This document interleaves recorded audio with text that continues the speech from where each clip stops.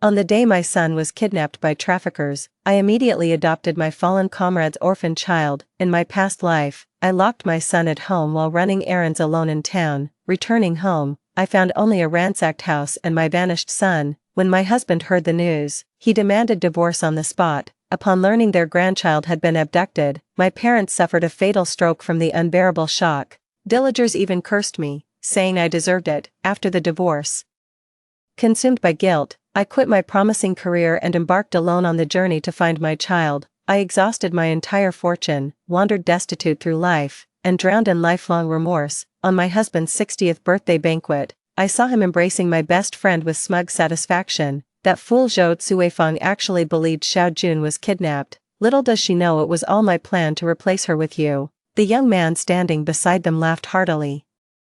Only Aunt Qing deserves to be called mother. How dare that country bumpkin expect me to address her as such? She should take a good look at herself in the mirror. Knowing everything, I died of sheer rage. When I opened my eyes again, I'd returned to the day my son disappeared. After locking the door, instead of leaving like in my past life, I crept silently beneath Wu Ziqing's window. Ziqing, what will happen if Cuifeng finds out about this? She might not be as charming as Qingqing, but we all see how devoted she is to you. Wu Ziqing snapped impatiently. Mom, sure Cuifeng treats me well, but Qingqing's from the city. Even if you don't care about me, think of Junjun's future. What kind of prospects will he have with a mother who reeks of pig manure all day? Besides, I'm already doing Cuifeng a favor by marrying her. She comes home stinking from the pig farm every day. You've no idea how the villagers talk behind my back.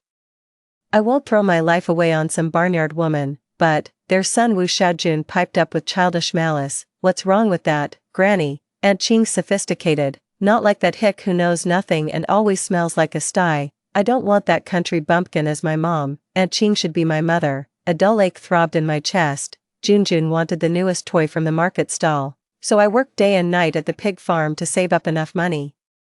I'd hoped for at least a simple thank you. Never imagined this was how he truly saw me. And Mom, Li Qingqing is a city girl with connections. Once I'm with her, we'll live the high life, move to a fancy townhouse, drive a car, finally get out of this backwater. Junjun can attend proper city schools, and you'll get to enjoy urban comforts too. Isn't that perfect? After a heavy silence, the in-laws sighed deeply. Fine, have it your way. Wu Ziqing's triumphant voice cut through. It's settled then. I'm taking Junjun, and nobody breathes a word about this to Zhou Cuifeng. Hearing their cheerful family banter inside, I clenched my jaw until it ached. 1. Their picture-perfect happiness was built upon my flesh and blood. In my past life, I came home to find utter chaos and my son missing. Panic instantly seized me. My parents suffered immediate strokes upon hearing the news, while my in-laws turned icy toward me. Wu Ziqing started avoiding home, hurling cruel words my way. What good are you if you can't even keep track of your own child? Not only did you lose our child, but you brought death upon my parents too. You're nothing but a curse. Marrying you was the worst mistake of my life. Consumed by guilt, I sold off my dowry, quit my well-paying job, and left the village I'd called home since childhood, to find my missing son as soon as possible. I traveled across China, surviving on cold water and dry bread even in the harshest winter months, all to save money for travel expenses and necessary connections. Desperate to bring him home, even after divorcing Wu Ziqing, I treated his parents as my own, though I couldn't be there to care for them personally. I sent money every month to help with their living expenses. I sold off my dowry just to cover travel expenses, working day and night doing odd jobs.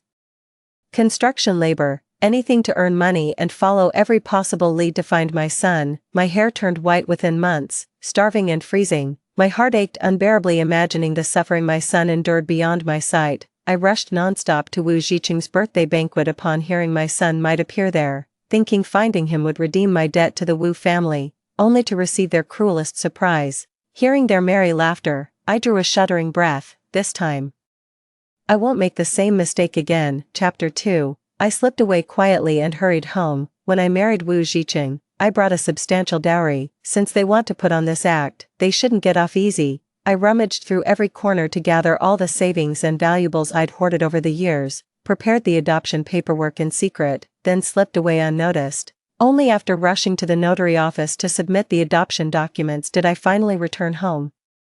Just as I'd feared, the house was in complete disarray with overturned furniture, gaping cabinets, everything ransacked, and my son was nowhere to be found. Before I could utter a word, Wu Zhiqing barged in and slapped me hard across the face. Zhou Zuifeng, what kind of child-minding is this? Now Junjun's been kidnapped and our home robbed. Are you happy? Her in-laws' faces twisted in anguish. Zuifeng, Junjun is our everything. How could you be so careless? Just locking him indoors and walking away. Now our grandson's gone and the money's gone too. How are we supposed to go on living? The commotion drew quite a crowd, with villagers rushing over to gawk. My parents came running too. Old Manly from the village entrance pointed accusingly. I always said Cui Feng was bad luck. What kind of mother loses her own child? You said it. If I were her parents, I'd be too ashamed to show my face. What good is a woman who can't even keep watch over her own child? Listening to the villagers' malicious gossip, I couldn't help but sneer inwardly. When I helped them with farm work before, they called me a saint. Now they're the first to kick me when I'm down. My in-laws pointed at me and burst into tears. Do you have any idea how precious Junjun is to our family? You're destroying 3 generations of our bloodline. My mother-in-law lunged at me screaming, you wicked woman, Cui Feng Zhou. Give me back my grandson. As I endured the pain and tried to speak, Ji Qingwu suddenly cut me off with a dark expression. Cui Feng Zhou, there's nothing left to say. I want a divorce. The room fell silent the moment these words were spoken. You lost my son and tore this family apart. How dare you still show your face in my home? My elderly parents shouldn't have to endure this nonsense at their age. If you had any shame, you'd sign those papers immediately and get the hell out of this house. I gritted my teeth and glared at him, enunciating every word. Wu Zhiqing, you know damn well this wasn't my fault. Wu Zhiqing's eyes darted nervously. You're the one who lost Junjun, and now you're trying to shift blame with these baseless accusations. My father-in-law chimed in. Zhou Zuifeng, since you can't even keep track of a child and brought thieves into our home, it's clear our family has no place for someone as irresponsible as you. You'd better divorce Zhiqing. Staring at their self-righteous faces, I paused before locking eyes with Wu Zhiqing. Fine, I agree, let's get divorced. Chapter 3. Wu Zhiqing froze momentarily before collecting himself with a bitter chuckle. What's this? Finally realized you're out of your league. Who else would even want you besides me, leaving so smugly now? Don't come crawling back begging like a stray dog when you're homeless. The crowd burst into mocking laughter. Just then, her best friend Li Qingqing emerged from behind the crowd. Zhou Zuifeng, after what you've done, you still dare show your face here? I'd have killed myself from shame if I were you. If it weren't for Zhiqing's mercy in just divorcing you, you'd never have gotten off so easily. The sight of Li Qingqing reignited the burning rage from my past life. Li Qingqing lost her husband young and struggled alone. Out of pity, I took her in despite our own financial struggles, supporting her with my meager wages. I gave her money for the finest fabrics, pulled strings whenever she needed favors, only to discover she'd secretly climbed into Wu Zhiqing's bed behind my back. I couldn't help but sneer. If you're so devoted, why didn't you follow your husband to the grave when he died? Li Qingqing's eyes instantly reddened as she glared at me furiously. Zhou Zuifeng, you're just a pig-feeding nobody. How dare you speak to me like that? Wu Zhiqing frowned and stepped protectively in front of her, shoving me hard. Zhou Zuifeng, how could you talk to Qingqing that way? I never blamed you when Junjun went missing, yet you remain unrepentant and bully Qingqing. Don't you know how much she suffered because of this? And you deliberately twist the knife. I crashed into the wall unexpectedly, the protruding wooden beam digging painfully into my lower back. Watching Wu Zhiqing shielding Li Qingqing so attentively without even glancing my way, I couldn't help but smile bitterly. Of course I knew exactly how much suffering Li Qingqing had endured. After her husband's death, her in-laws cursed her as a jinx, denying her food and water. It was me who fought tooth and nail to bring her into our home. When she first arrived, she didn't even have decent clothes to wear. I was the one who took her shopping, but who'd have thought kindness would breed resentment? She ended up sleeping with Wu Zhiqing. Catching sight of the bracelet on her wrist, I froze in shock. That's clearly my family heirloom bracelet. How did it end up with her? My face darkened as I gripped her wrist. Li Qingqing, how did this bracelet end up with you? Before I could press further, Li Qingqing let out a shriek and shoved me violently to the ground. Zhou Zuifeng, how much longer are you going to keep making unreasonable scenes? What's the big deal? It's just a bracelet. You don't see your name carved on it, do you? I stared at Wu Zhiqing. There's no way he wouldn't recognize this bracelet. I'd worn it every single day since our wedding. Watching Wu Zhiqing avert his eyes while stubbornly shielding Li Qingqing, my heart sank. I turned and went home to pack my things. Wu Zhiqing. Let's get divorced as soon as possible.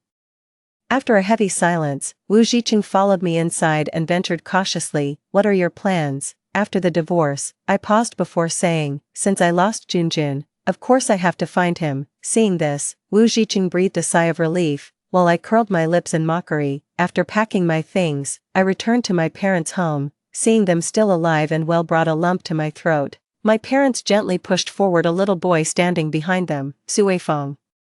This is your comrade's child, the one you asked us to bring. I gathered the child into my arms. If Junjun doesn't want me as his mother, then I'll just pretend I never had this son. Chapter 4. After divorcing Wu Zhiqing, I used searching for Junjun as an excuse to leave that small village with my parents. I named the adopted child Kai Kai. Kai Kai was sensible and filial. I tutored him with all my heart.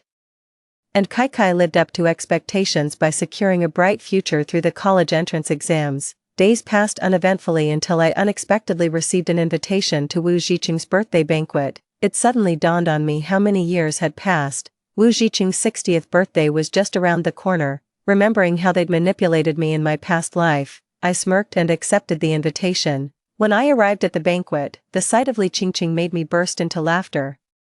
Zhou Zuifeng, look how far you've fallen since leaving Wu Zhiqing. Those outdated clothes covered in dust. Honestly, just glancing at you makes me feel filthy. Wu Zhiqing looked at me with sarcasm. You left so decisively back then. How did you end up in such a pathetic state? And you actually have the nerve to show up. The surrounding guests recoiled in disgust, keeping a 3-meter distance. This isn't some low-class gathering for just anybody. Especially today when we're expecting an important guest, don't you dare offend his sight. I stood awkwardly beneath the crystal chandelier, my shabby appearance completely out of place in this setting. Li Qingqing smirked triumphantly. Actually, I should thank you. If you hadn't left Zhiqing, how would I have found my soulmate? Wu Zhiqing embraced her tenderly. You've earned this. Taking care of our son all these years must have been exhausting. Li Qingqing nestled shyly against Wu Zhiqing's chest when suddenly, as if struck by a thought, she turned her gaze toward me. Zhou Zuifeng, there's another wonderful surprise coming your way soon. I promise you won't be disappointed. Just then, a young man approached. He glanced at Li Qingqing and called out, Mom, why'd you let someone like her in? Looks like she wandered over from the construction site next door by mistake. Li Qingqing giggled. Oh Junjun, come greet your mother. This is your birth mom who spent her entire fortune searching for you. Wu Xiaojun shot a disdainful look. Only Aunt Qing deserves to be called my mother. Some country bumpkin like her. She should take a good look at herself in the mirror first. Besides, she never raised me. What right does she have to be called mom? Li Qingqing couldn't suppress her glee, leaning against Wu Zhiqing and Wu Xiaojun with a blissful expression. Oh country bumpkin. A VIP's coming later. Prepare to have your mind blown.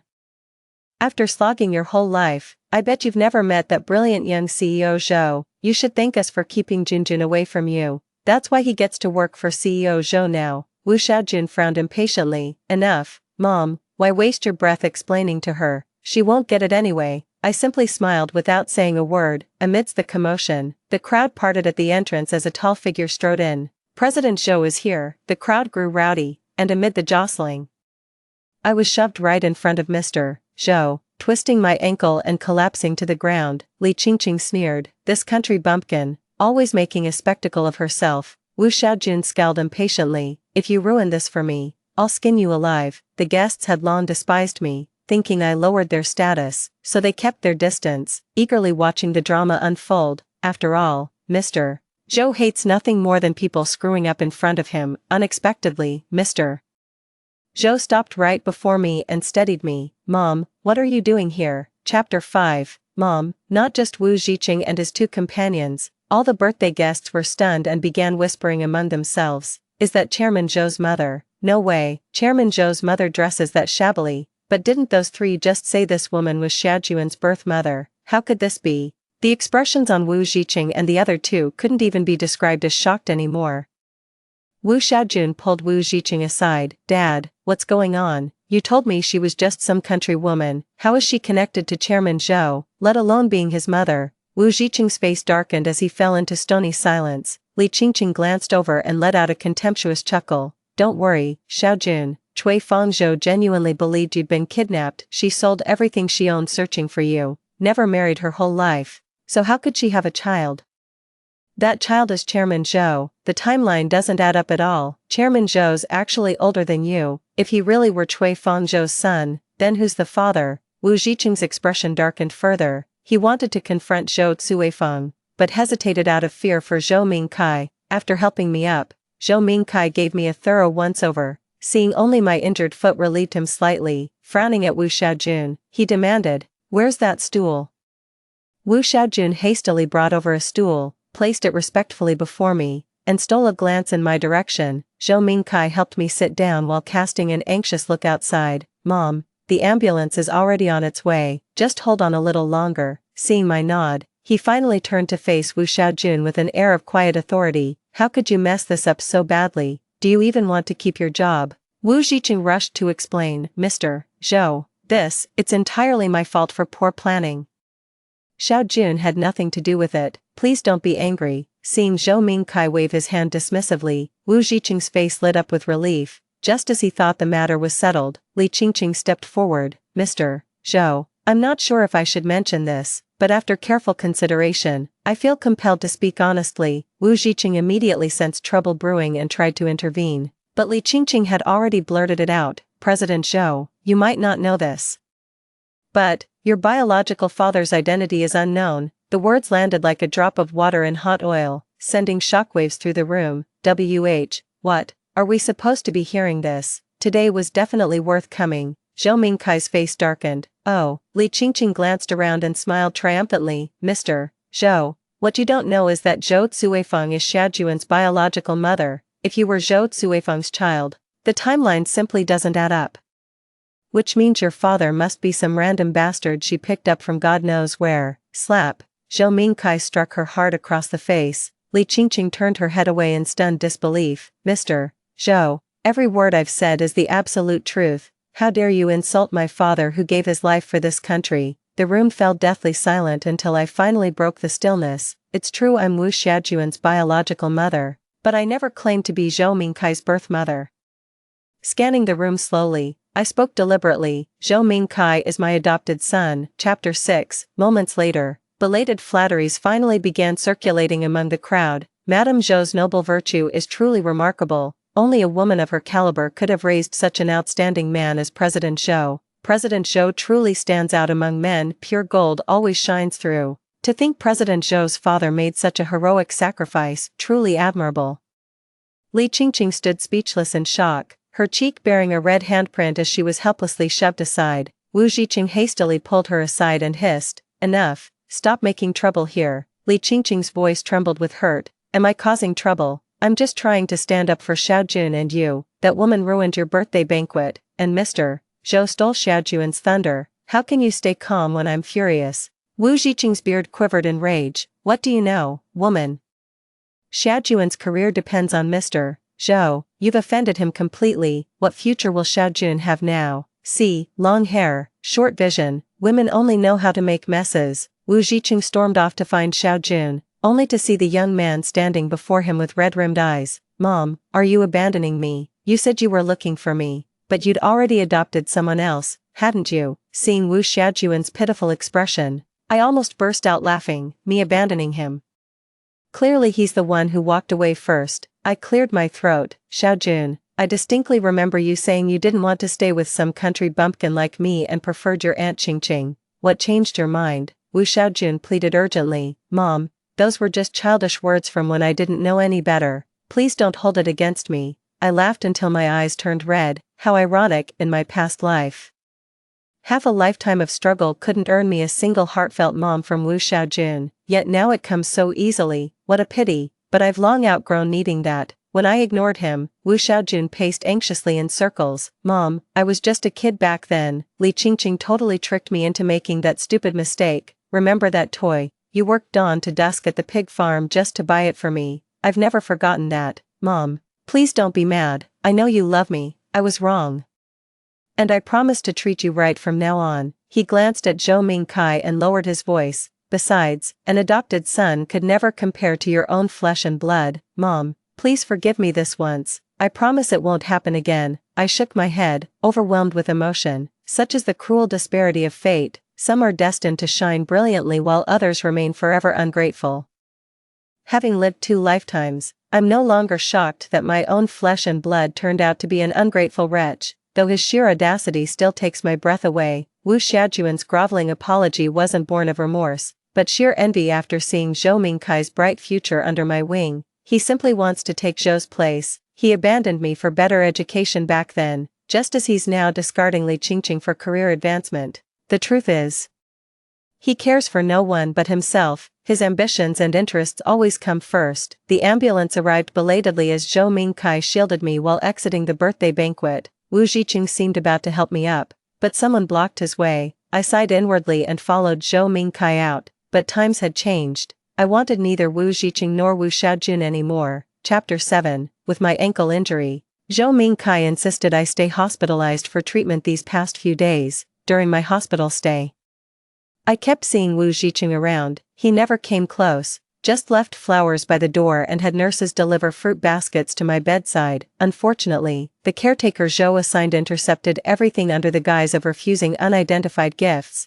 Wu Zhiqing slipped in when the caregiver stepped away momentarily, gingerly settling onto the stool by my bedside. His face clouded with unreadable emotions as he studied me silently before finally speaking. Suifeng.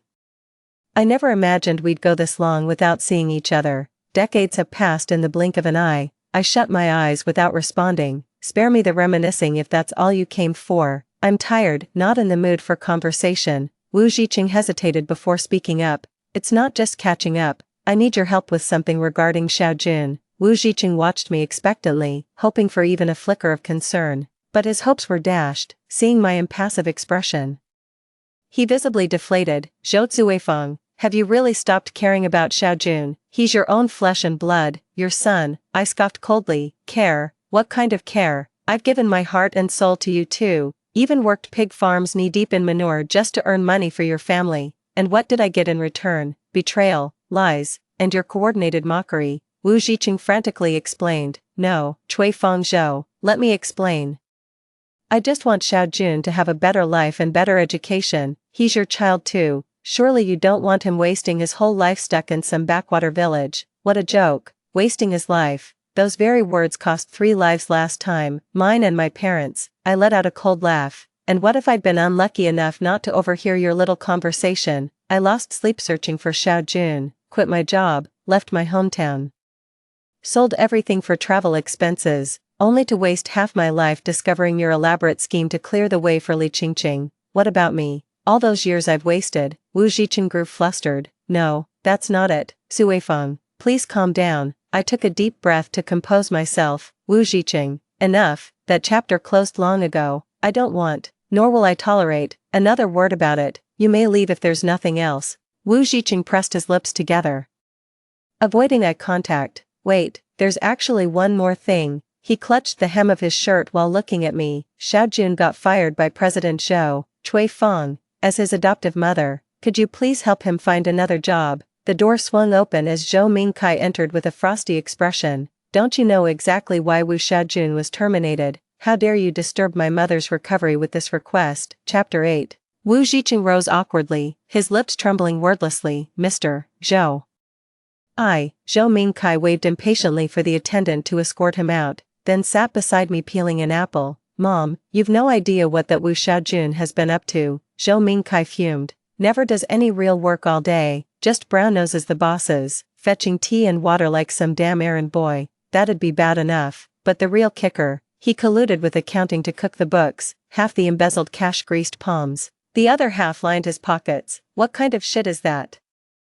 Only reason I didn't turn him in was him being your flesh and blood, and now his whole family has the gall to come begging to you. I asked anxiously, is the company okay? Don't worry Mom, we've got everything back. I nodded. Help me check out. My foot's pretty much healed now. After finishing the discharge procedures, I was about to leave the hospital when Li Qingqing unexpectedly cornered me in the ward. Zhou Zuifeng, you're feeling mighty proud of yourself, aren't you?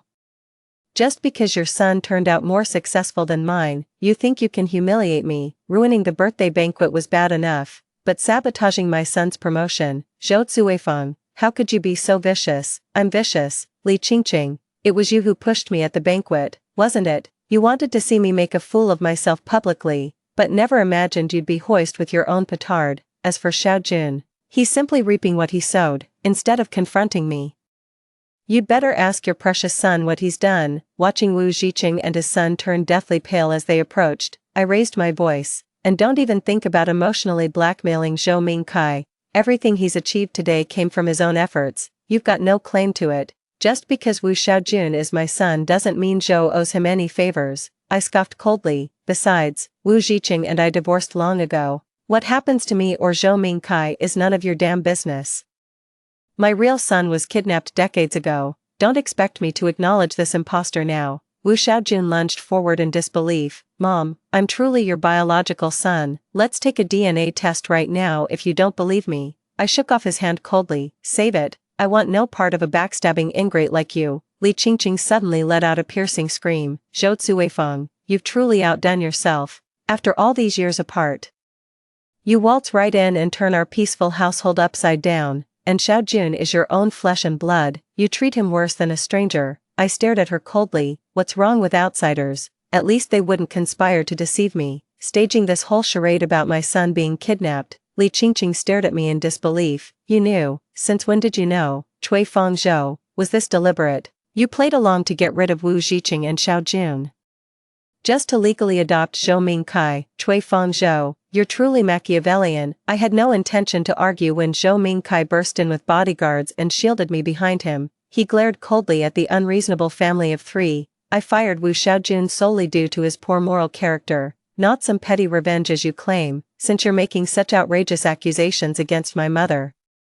Let's settle this with the police. Chapter 9. Ignoring the trio's devastated expressions, Zhou Mingkai shielded me as we left the hospital. I finally had a moment of peace. Despite his busy schedule, Zhou Mingkai often made time to chat and take walks with me. He reported Wu Xiaojun's embezzlement case to the police, and they've officially accepted it, given the substantial amount of public funds involved. He'll likely face a 10-year prison sentence. Wu Zhiqing knelt before me, holding my hands. Mom, you won't blame me, will you? After all, Wu Xiaojun is your own flesh and blood. I smiled. So what if he's my own flesh and blood? He never thinks through the consequences of his actions. He deserves what's coming. I sighed, recalling how Wu Xiaojun and Wu Zhiqing had schemed to stage that kidnapping. Besides, I should have seen it sooner. That boy's got wickedness in him. Prison was inevitable. If he'd lie through his teeth for better opportunities, what's stopping him from risking it all for greater gains? I patted Zhou Mingkai's hand. Don't worry, you've done excellently, protecting the company's interests while treating everyone fairly. Your mother is truly proud.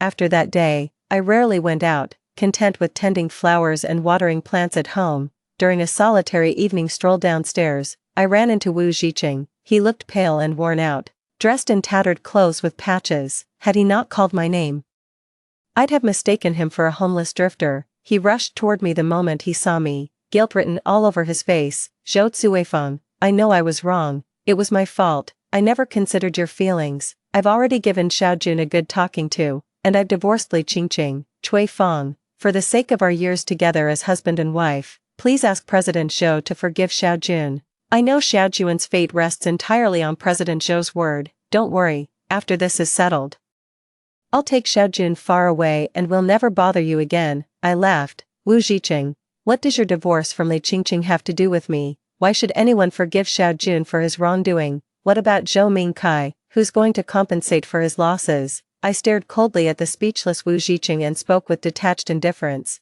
Zhou Mingkai initially let this slide out of consideration that Xiaojun is my biological son.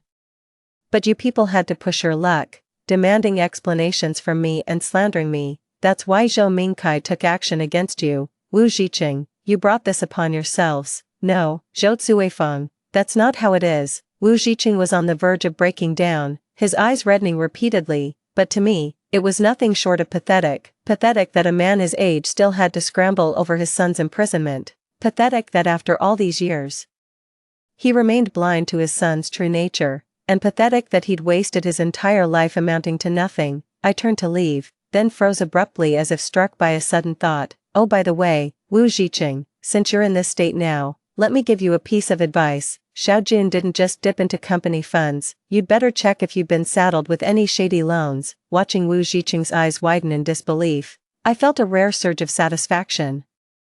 Karma's a bitch. What goes around comes around. I never saw Wu Ziqing again after that. Zhou Mingkai told me loan sharks were after him. Wu Xiaojun had taken out hefty loans in his name. After Wu Xiaojun got locked up, the debt collectors came knocking on his door. Wu Ziqing had been running around trying to help Wu Xiaojun, but now he couldn't even help himself, barely scraping by each day. As for Li Qingqing, she only realized after the divorce that Wu Xiaojun had swapped out all her gold jewelry over the years. With no way to track him down, she took her fury out on Wu Ziqing, harassing him daily. The last time I saw Wu Xiaojun was in court, staring at his weathered face. I simply couldn't reconcile this man with the once dutiful and well-behaved Xiaojun I knew. Perhaps it's true that one takes on the color of their company, given how much he adored Aunt Qingqing.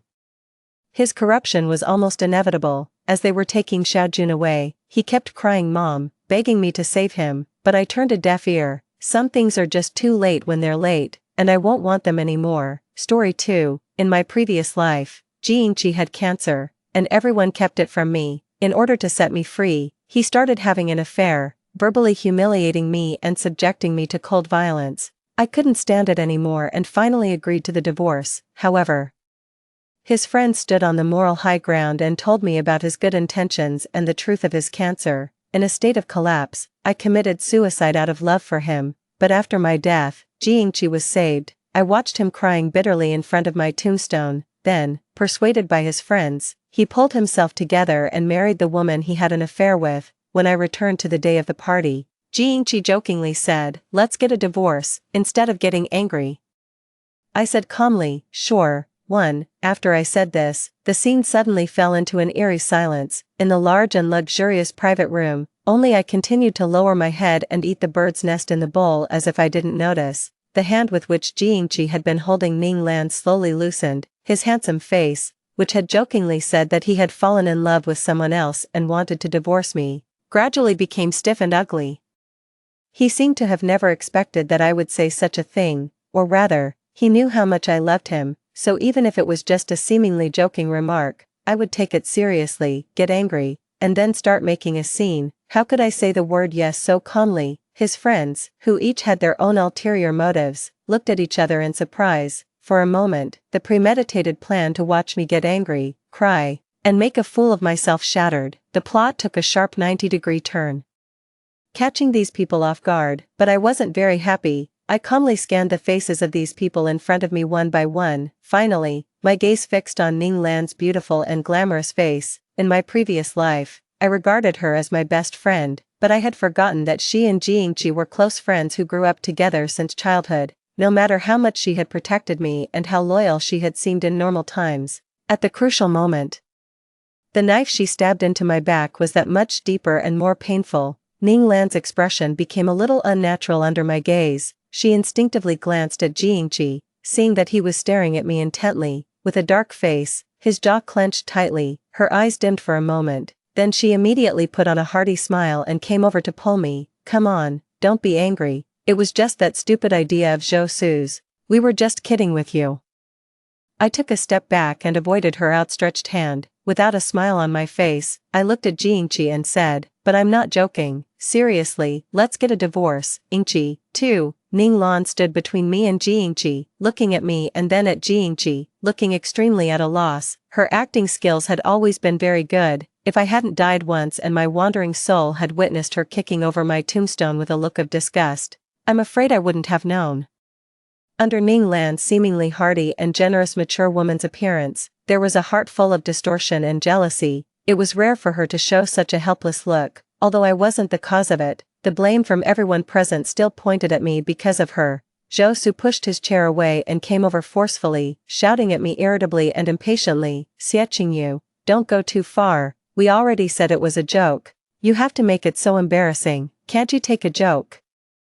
This was really ironic. It was clearly them who were joking, and I was the victim, yet they turned around and blamed me for not being able to take a joke. Zhou Su always spoke bluntly and harshly. I used to think that was just his personality and that he was like this with everyone, so I tried to tolerate him as much as possible. Later, I realized that he was actually like this only towards me, as Jingqi's wife. I had never been accepted by his friends from beginning to end.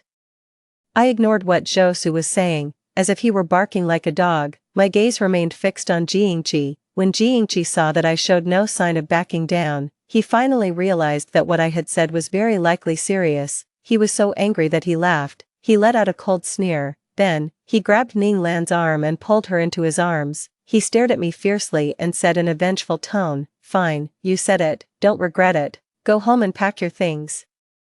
We'll go get the divorce certificate tomorrow." After saying that, in front of everyone, he suddenly lowered his head and kissed Ning Lan's lips. It was a passionate and predatory kiss full of emotions, starting from their lips touching and gradually deepening with the sound of their tongues intertwining. The lighting overhead created just the right atmosphere. The woman's soft waist bent under the force, and the man's long fingers with distinct knuckles, gripping her slender neck, were like the most passionate scenes in a TV drama. I saw Ning Lan pretending to resist and pushing against Jiangqi's chest a few times. When she couldn't push him away, she unconsciously reached up and wrapped her arms around his neck. I heard someone gasp in surprise, and then there were the sounds of people excitedly taking out their phones to take pictures. Since I was the closest to them, I could see the most indescribable details. I opened my pale and trembling lips, wanting to say something, but I didn't know what to say. It was just that a soft part of my heart was impacted. It was as if something very precious that I had hidden deep inside me had gently and silently shattered the moment Jiangqi kissed someone else without caring about me.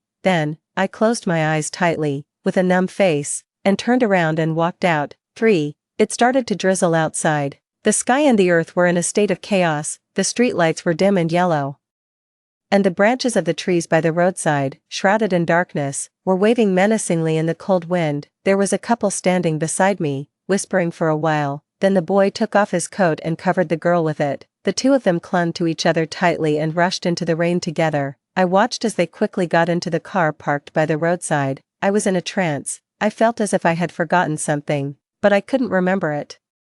It wasn't until I got home and started packing my things in the room that I suddenly found an umbrella at the bottom of the box. Immediately, my tears couldn't hold back and burst out. It was a transparent folding umbrella. The inside of the umbrella was filled with my favorite cartoon patterns drawn with a black marker pen. One day after school, it rained heavily. I was supposed to go home with my classmate, but then I saw my deskmate. He was standing under the eaves, looking at the gray sky with a distant and lonely expression. He must have forgotten to bring an umbrella. However, there was no one in his family who could bring him an umbrella anymore. I suddenly felt a little sorry for him. After some hesitation, I finally stuffed the umbrella in my hand into his. "Don't bother returning it. Consider it a thank you for teaching me how to do the math problems."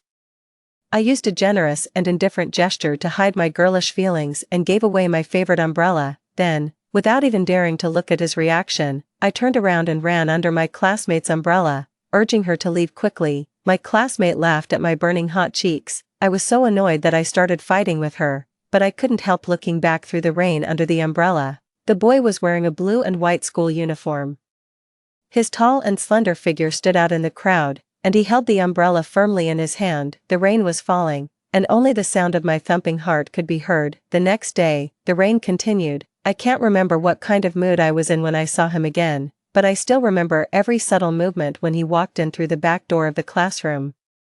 The transparent cartoon umbrella didn't end up sitting in a row with the group of colorful umbrellas in the corner of the corridor. It was held in the boy's slender and fair hand, and the rain on the umbrella surface was wiped dry little by little with a soft handkerchief. Then the umbrella was smoothed out, folded up, and carefully put away in the desk, placed together with his textbooks. Jiangqi, who was 18 years old, looked up and met my gaze that I couldn't dodge in time. He smiled, and his eyebrows and eyes curved like a crescent moon. He said that he would cherish it for a lifetime. At that time, the thin layer of window paper between us hadn't been broken yet, but in the sound of our two young, suppressed, and violently beating hearts, we both knew that what he meant was that he would cherish me for a lifetime. The rain stopped. I dried my tears and calmed down my emotions. Then I picked up the umbrella that had been forgotten by its owner for many years. Its surface was old and yellowed, the cartoon drawings were blurred, and the frame had long since rusted and decayed, emitting a bad smell of deterioration. I looked at it and sat by the bed all night without sleeping, facing the night. I don't know how long it took, but the night faded away. A ray of dawn broke through the clouds, casting my figure in sharp black and white contrast. I moved my cold and stiff hands and feet, stood up, picked up the old umbrella, and threw it into the trash can. Then I dialed Jiangqi's phone number. The summer rain in my youth should come to an end, for the phone rang many times before it was finally answered, but what came into my ears was a lazy female voice as if she had just woken up. "Hello, who is this?" She then yawned, but in my silence like still water, it seemed a bit deliberate. After a while, Ning Lan's voice sounded again. She said in a low voice, with a bit of apology and embarrassment, "I took the wrong phone." "Wait a moment, I'll waking Chi up." "No need," I interrupted her. Then I said calmly, "Please tell him that I've prepared all the materials. Let's meet at the Civil Affairs Bureau at 3 p.m. Without giving the other side a chance to react, I hung up the phone directly. I hadn't eaten anything from last night until now, but I felt very nauseous and wanted to vomit. What loving me, what never regretting the deep affection. In the end, he could sleep with someone else in the blink of an eye, no matter what the reason is. The person who is going to cheat will still cheat in the end. I remembered that in my previous life, after I accidentally discovered this matter, I was so heartbroken that I almost fainted. I lost all my reason and questioned the two of them like a shrew. As a result, Ning Lan had an apologetic look on her face, but she said it was a misunderstanding, an accident, and hoped that I wouldn't blame Jiangqi. And Jiangqi simply didn't defend himself at all. He let me cry, make a scene, and question him about whether what he had said before still counted. He just remained silent, as if he had some unspeakable difficulties. He looked like he had grievances, had endured a lot, but didn't say anything. In the end, everyone took Jiangqi's side. They said he had his reasons, he didn't do it on purpose, and I shouldn't blame him like this. They were the ones who did it, but I was the one who was wrong. He was so calm that I looked like a madman. It made me start to doubt myself. Was I really making too much of a scene? Was it my fault that I shouldn't have made unfounded accusations and slandered the pure friendship between him and Ning Lan for so many years? That was why Jiangqi acted on impulse and simply confirmed the already ambiguous relationship with Ning Lan. I was in a daze and finally agreed to the divorce, but after Jiangqi handed me the divorce agreement, his condition worsened when he went back. Zhou Su and the others seemed to be unable to stand it any longer and rushed in front of me to scold me, saying that I had stimulated him. He asked me if I knew that Jiangqi had done all this out of revenge just to not drag me down. Jiangqi and I were deskmates in our youth and entered marriage together from school. Jiangqi's parents had both passed away. I was his only family member. He knew that no matter what, I would never leave him, so he chose this extreme way to drive me away.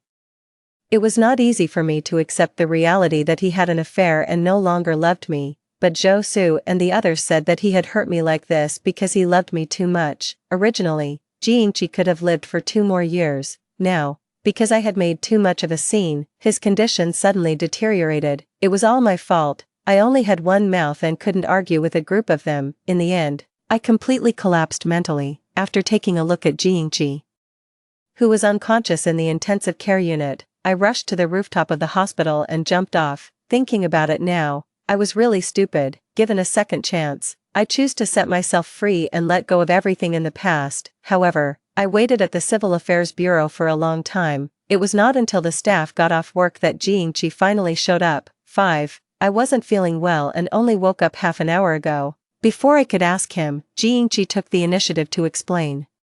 His breathing was uneven, and the collar of his shirt under the long trench coat was slightly messy. He didn't even have time to tidy his hair, which was fluffy and sticking up, as if he had just crawled out of bed. He looked at the already closed Civil Affairs Bureau, exhaled a breath. I couldn't tell if he was sighing or relieved. Then he turned to me coldly and said, "Let's make another appointment for a different time." There was no other way. I told him to contact me directly when he was free. And then I didn't want to say anything more and turned to leave, but Jiangqi suddenly said, "In the morning, you called me," and Lan Lan answered, "What did she say to you?" I was inexplicably angry at his probing tone. The resentment that had been building up in my chest for a long time suddenly erupted. I turned around and sneered at him. "Aren't you two lying in the same bed? Don't you know what she said?" Jiangqi paused. To my surprise, his expression suddenly softened like the melting of spring snow. It was as if he had confirmed something. He truly let out a sigh of relief. Rarely did he explain to me in a softened tone, "You misunderstood. I drank too much last night, and she sent me home. Since I wasn't feeling well, she stayed to take care of me because she was worried." Leaving aside how ridiculous his words sounded, given our current relationship, I didn't know why he still felt the need to explain this to me, but soon I understood. Right in front of me, Jiangqi suddenly coughed, and his face instantly turned a little pale, his handsome eyebrows furrowed tightly, as if he was in some pain, and he coughed several more times in succession. I couldn't tell if he was faking it or if it was real. Anyway, it had nothing to do with me. I turned around and left. There were rapid footsteps behind me, and Jiangqi grabbed my arm. His face was pale and ugly, and his jaw was tightly clenched. He almost gritted his teeth and said, "I said I wasn't feeling well, don't you care at all?" I knew he was sick, and it was a serious illness, but so what? I moved my arm and frowned, saying, "Let go." Instead of letting go, Jiangqi tightened his grip on me, and his expression turned extremely bad. It was he who wanted to divorce me. Now that I readily agreed to the divorce, he was unhappy again. Jiangqi stared at me fiercely for a while, then suddenly flung my hand away. He coughed violently and said in a heavy tone, "Fine, I'll let you go." He suppressed his anger, as if there was an indescribable pain in his heart. Without saying a word, I lifted my leg and walked away, but suddenly, there was a loud noise behind me. Jiangqi fainted. I quickly called an ambulance and rushed him to the hospital urgently. After a moment of hesitation, I called Ning Lan. Anyway, after divorcing me, Jiangqi would marry her sooner or later. It wasn't appropriate for me, a soon-to-be ex-wife, to stay here. Upon hearing the news, Ning Lan said nothing and quickly rushed to the hospital. Zhou Su came with her. I stood up from the corridor bench and was about to tell them that Jiangqi had been sent for emergency treatment. Then I saw Ning Lan rushing up to me with a cold face. Suddenly, she raised her hand and slapped me hard across the face. I was stunned. I heard Ning Lan say to me in an unprecedentedly cold and hateful tone, "You're such a jinx. Are you only going to be satisfied when you've killed him?" 6. I touched my numb cheek on the side that had been slapped, feeling the sharp ringing in my ears. I raised my head and was about to fight back. However, Zhou Su was quick and stepped forward to give me a hard push, knocking me to the ground. He stood in front of Ning Lan and looked down at me. He angrily scolded, "You still have the guts to fight back, try hitting me." I propped myself up on the cold ground with my hands, trembling with anger. Just then, the light in the emergency room went out, and the doctor came out. Ning Lan couldn't be bothered to settle the score with me and immediately rushed forward. Zhou Su followed closely behind, but as he passed by me, he paused. Then, the expensive Italian handmade leather shoes on his feet stepped hard on the back of my hand that was propped on the ground. He was over 1.8 meters tall with firm muscles all over his body, and he almost crushed me with his entire weight. I cried out in pain and tears welled up in my eyes involuntarily. I looked up and glared at him, but I saw him standing under the ceiling light in the corridor, his silhouette blurred, with an extremely vicious sneer on his face. "If you have the guts, call the police." Like the breath of a devil, he taunted me silently with his lips. In an instant, I felt as if I had been dragged back into that dark period of my previous life when I was morally bullied and mentally collapsed. I felt as if icy cold water had been poured over my head, making me feel cold from head to toe. The thought of calling the police, which I had originally had, instantly vanished like ashes. I suddenly remembered that Zhou Su's family was extremely powerful. Calling the police was no different from directly calling Zhou Su and accusing him of the fact that he had bullied me. What else could I get besides a bout of ridicule? Previously, he might have been scruple of Jiangqi, and even when joking with me, he didn't dare to go too far. But now that my relationship with Jiangqi had completely broken down, he no longer concealed his hostility towards me. I couldn't figure it out before. Why did he hate me so much? But now I knew. He, Zhou Su, was just a lackey of Ning Lan. Since Ning Lan liked Jiangqi, he followed Jiangqi's lead. Since Ning Lan hated me, he hated me to the bone. I sat on the ground for a while, and when the pain subsided and my hands and feet regained their feeling, I stood up. Without looking back, I left in a hurry, eager to escape. I called a moving company, packed all my luggage, and left the most prosperous city center. I returned to the old house in the suburbs, pushing open the door. There was a boring period drama playing on the TV. There was a musty and old smell in the house. The old woman in the wheelchair, who was dozing on the balcony, heard the commotion and lifted her dull and drooping eyelids. Seeing me walking in with large and small bags of luggage, as if she had expected it, she twitched the corners of her mouth and asked me mockingly and triumphantly, "Look, what did I say? Were you kicked out?" 7.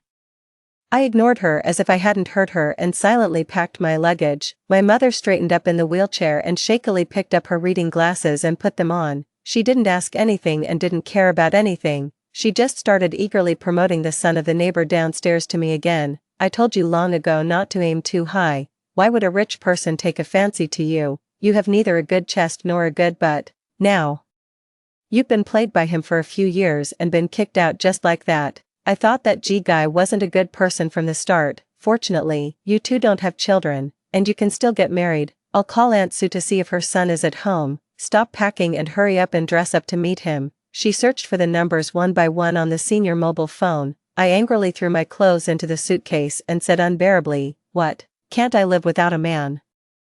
If you like Aunt Sue's son so much, why don't you marry him? You keep saying meet him every time we talk. People who don't know might think he's so great. I just want to ask, has he gotten out of prison yet? You're introducing a man like this, who messes around outside and doesn't have a proper job, to me. Am I really your daughter?" My mother's face immediately darkened, and her eyes were so fierce that it seemed as if she wanted to swallow me alive. She scolded. "It's already good that he doesn't mind you being divorced. You're still being picky. If you keep being picky, no one will want you. If you don't get married, do you want to drag me down for the rest of my life?" I felt a lump in my throat, unable to swallow it or spit it out. I was almost on the verge of depression. There was no reasoning with her at all. She wouldn't listen to anything. Her old and decayed concepts had already penetrated deep into her bones.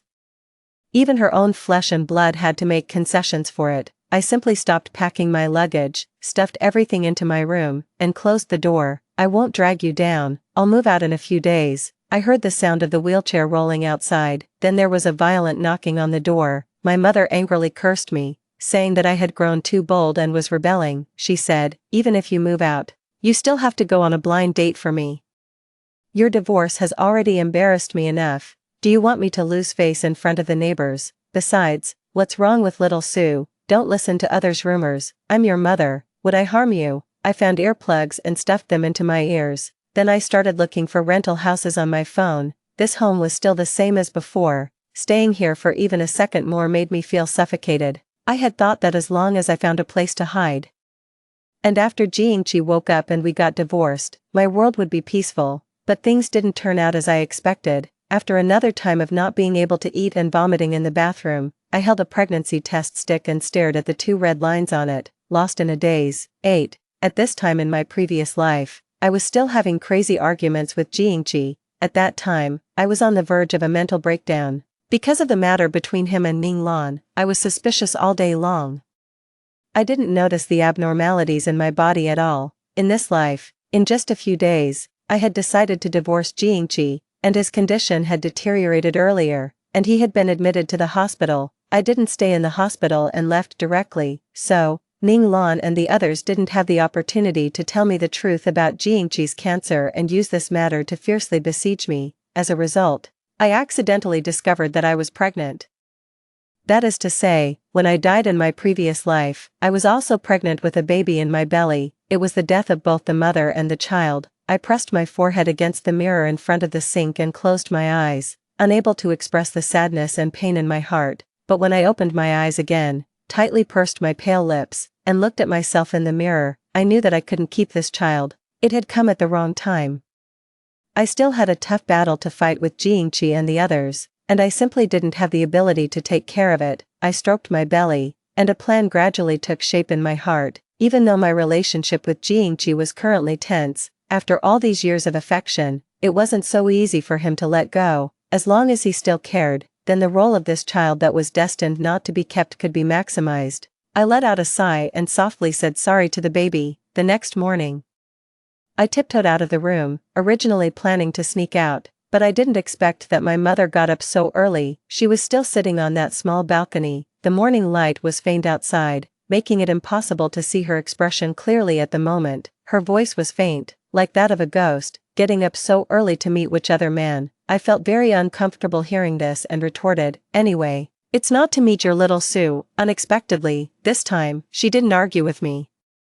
Instead, she said to me softly, "Mom has already inquired for you. Little Sue will be back in a few days. You should go and meet him." With a click, I closed the door. I didn't bother to listen to what she said next. It was probably the same old story. I went to the hospital where Jiangqi was admitted, but I didn't directly go to his ward to visit him. Instead, I hid in the dark and observed. Jiangqi had already woken up, All day long, Ning Lan stayed by his side. Zhou Su couldn't stay in the ward for long. After a while, he would come out and go to the stairwell to smoke a depressed cigarette, but he was reluctant to leave. He could only, over and over again, like self-torture, watch the person he loved show tender concern for his best brother. At this moment, I walked down the stairs step by step, hearing the noise. Zhou Su looked up, seeing that it was me. Zhou Su immediately frowned. He exhaled a smoke ring and said in an unfriendly tone, "What are you doing here? Didn't you learn your lesson last time?" I stared at him and suddenly smiled. I said, "How could a young lady like Ning Lan be so cheap and know she's the mistress but still act as one?" Zhou Su's face instantly changed. He pointed at me, his expression fierce, and angrily said, "Watch your mouth." I raised my eyebrows and quietly approached him. I continued, "I've changed my mind. I'm not going to divorce Yingqi this way. She will never have the chance to take my place, but a loose woman like her is a perfect match for a shameless dog like you who licks others' boots." Zhou Su cursed, and the veins on his forehead bulged. He habitually gave me a hard push. He was about to strike again, but he didn't expect that I missed a step and rolled down the stairs directly. Zhou Su was stunned for a moment, frowned, and stood on the high ground, looking down at me coldly, until I curled up, covered my stomach, and said with a pale and trembling face, "My baby." Zhou Su's fingertips suddenly trembled, and the cigarette fell from his hand. His entire face instantly turned pale with shock. 9. Despite seeking medical treatment in time, the baby couldn't be saved. This was inevitable. After all, just in case, I had taken the abortion pill before coming. When I opened my eyes, the first thing I saw was Yingqi, wearing a hospital gown and with red eyes, sitting by my side. When he saw that I had woken up, he immediately sat up straight and wanted to hold my hand, but halfway through extending his hand, he let it drop dejectedly. His eyes were a little moist, and he said to me in a hoarse voice, "The baby is gone." We had always wanted to have a child of our own. For this reason, Yingqi had started preparing for pregnancy a long time ago, reducing his company's social engagements, quitting smoking and drinking, and having regular physical examinations.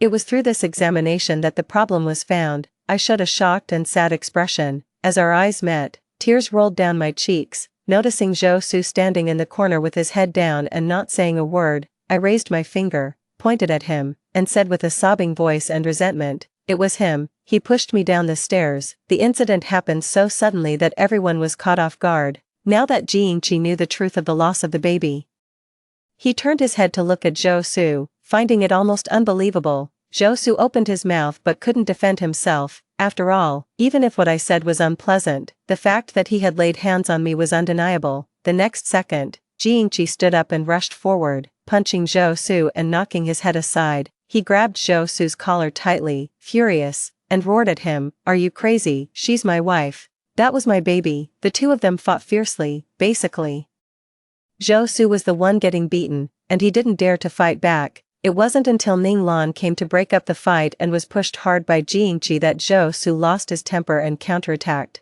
"What about Ning Lan? What on earth do you take her for?" The air in the ward instantly became stagnant. Yingqi looked at me, lying on the hospital bed, weak from the pain of losing the baby. He calmed down his rapid breathing. He coughed and suppressed it again. Ning Lan felt sorry for him and wanted to step forward to soothe his back, but he avoided her. It was such a similar scene, but this time, Yingqi said in a deep voice, "I have always only regarded Ning Lan as a friend." As soon as these words were spoken, Ning Lan took a stunned step back and looked at him with disappointment and pain. Zhou Su cursed, pushed him aside forcefully, and dragged Ning Lan out of the ward. I watched as Yingqi called the nurse and asked to add a hospital bed beside mine. He wanted to move over and stay by my side. It was as if everything had returned to the beginning. He put away his thorns, his sarcasm and hurt, and revealed the true feelings of loving me. He said that even though the person was Zhou Su, since he had hurt me, he would definitely avenge me and our baby. Hearing these words, my heart couldn't help but tremble, but just as my emotions were slightly softening, I suddenly heard a strange mechanical voice, detected a change in conditions. The current strategy time is shortened. The host is requested to complete the task of winning over the White Moonlight ex-wife within 1 month. If within 1 month, the White Moonlight ex-wife is not willing to sacrifice herself, the task will fail, and the host will lose the protagonist halo and stay in this world forever. Jiangqi, who was holding my cold hand and gently stroking it, suddenly stopped his comforting movement. I was also suddenly stunned. 10. There has been a change in the conditions, Jiangqi murmured in a low voice. He seemed a bit puzzled, but immediately, he keenly noticed that something was wrong with me. He lifted his eyelids, and his deep eyes locked onto me tightly. He smiled and said gently, "What's the matter, baby?" This call of baby was strange.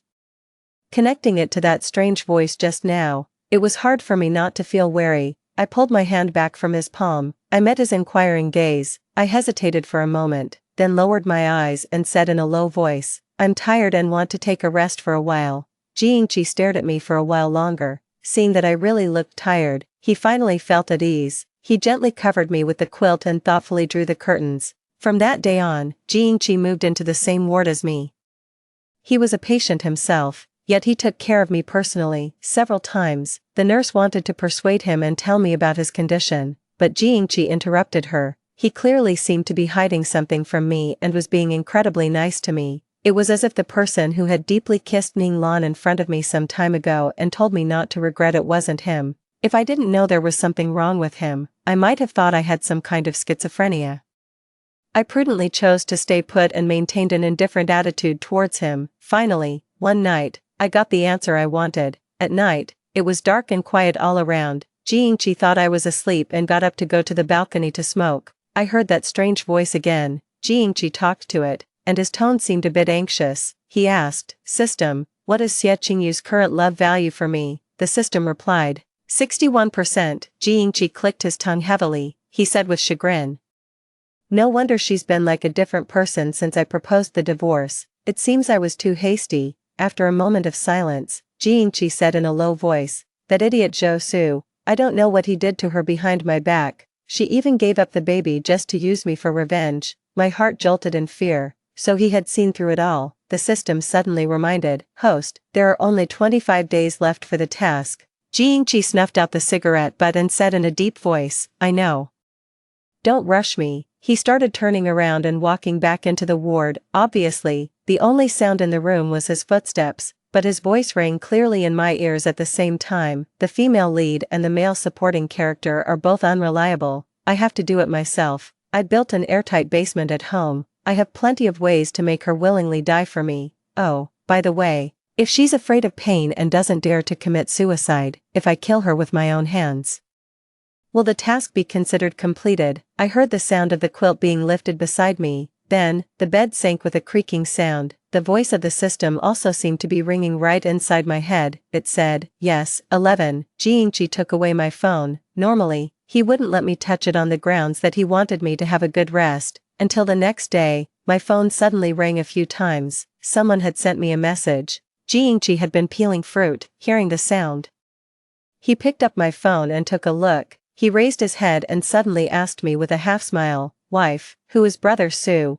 Why did he suddenly ask you to meet? It seems you've never mentioned him to me." I was startled, but I firmly suppressed my expression and calmly reached out my hand to him. "He's my cousin. We have a good relationship in the family. He moved to another place a few years ago, and we've had less contact. So I never told you about him.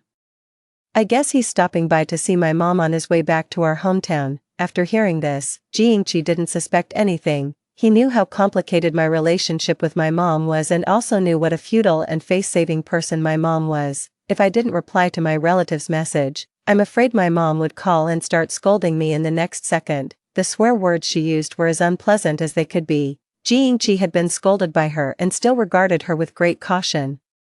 So without asking any more questions, he directly returned the phone to me. I quickly read the message, "Brother Su, where are you? Brother Su, address, Brother Su, come and meet me immediately." While Jiangqi got up to wash his hands, I quickly sent him 2 addresses, which were the hospital and Jiangqi's home respectively. "Brother Su, me, save me." After confirming that he had seen it, I immediately deleted these 3 messages. Then I sent some unimportant content, roughly saying that I had quarreled with my mom and didn't want to go home, and I was too lazy to look for him, so I told him to go and have fun on his own. It was very much like a conversation between siblings, and Su Lingzhou's way of speaking hadn't changed at all since he was a child. Besides sending question marks, he just greeted me. He asked me if I was crazy. I didn't reply to him anymore. because a pale and slender hand took the phone away from me.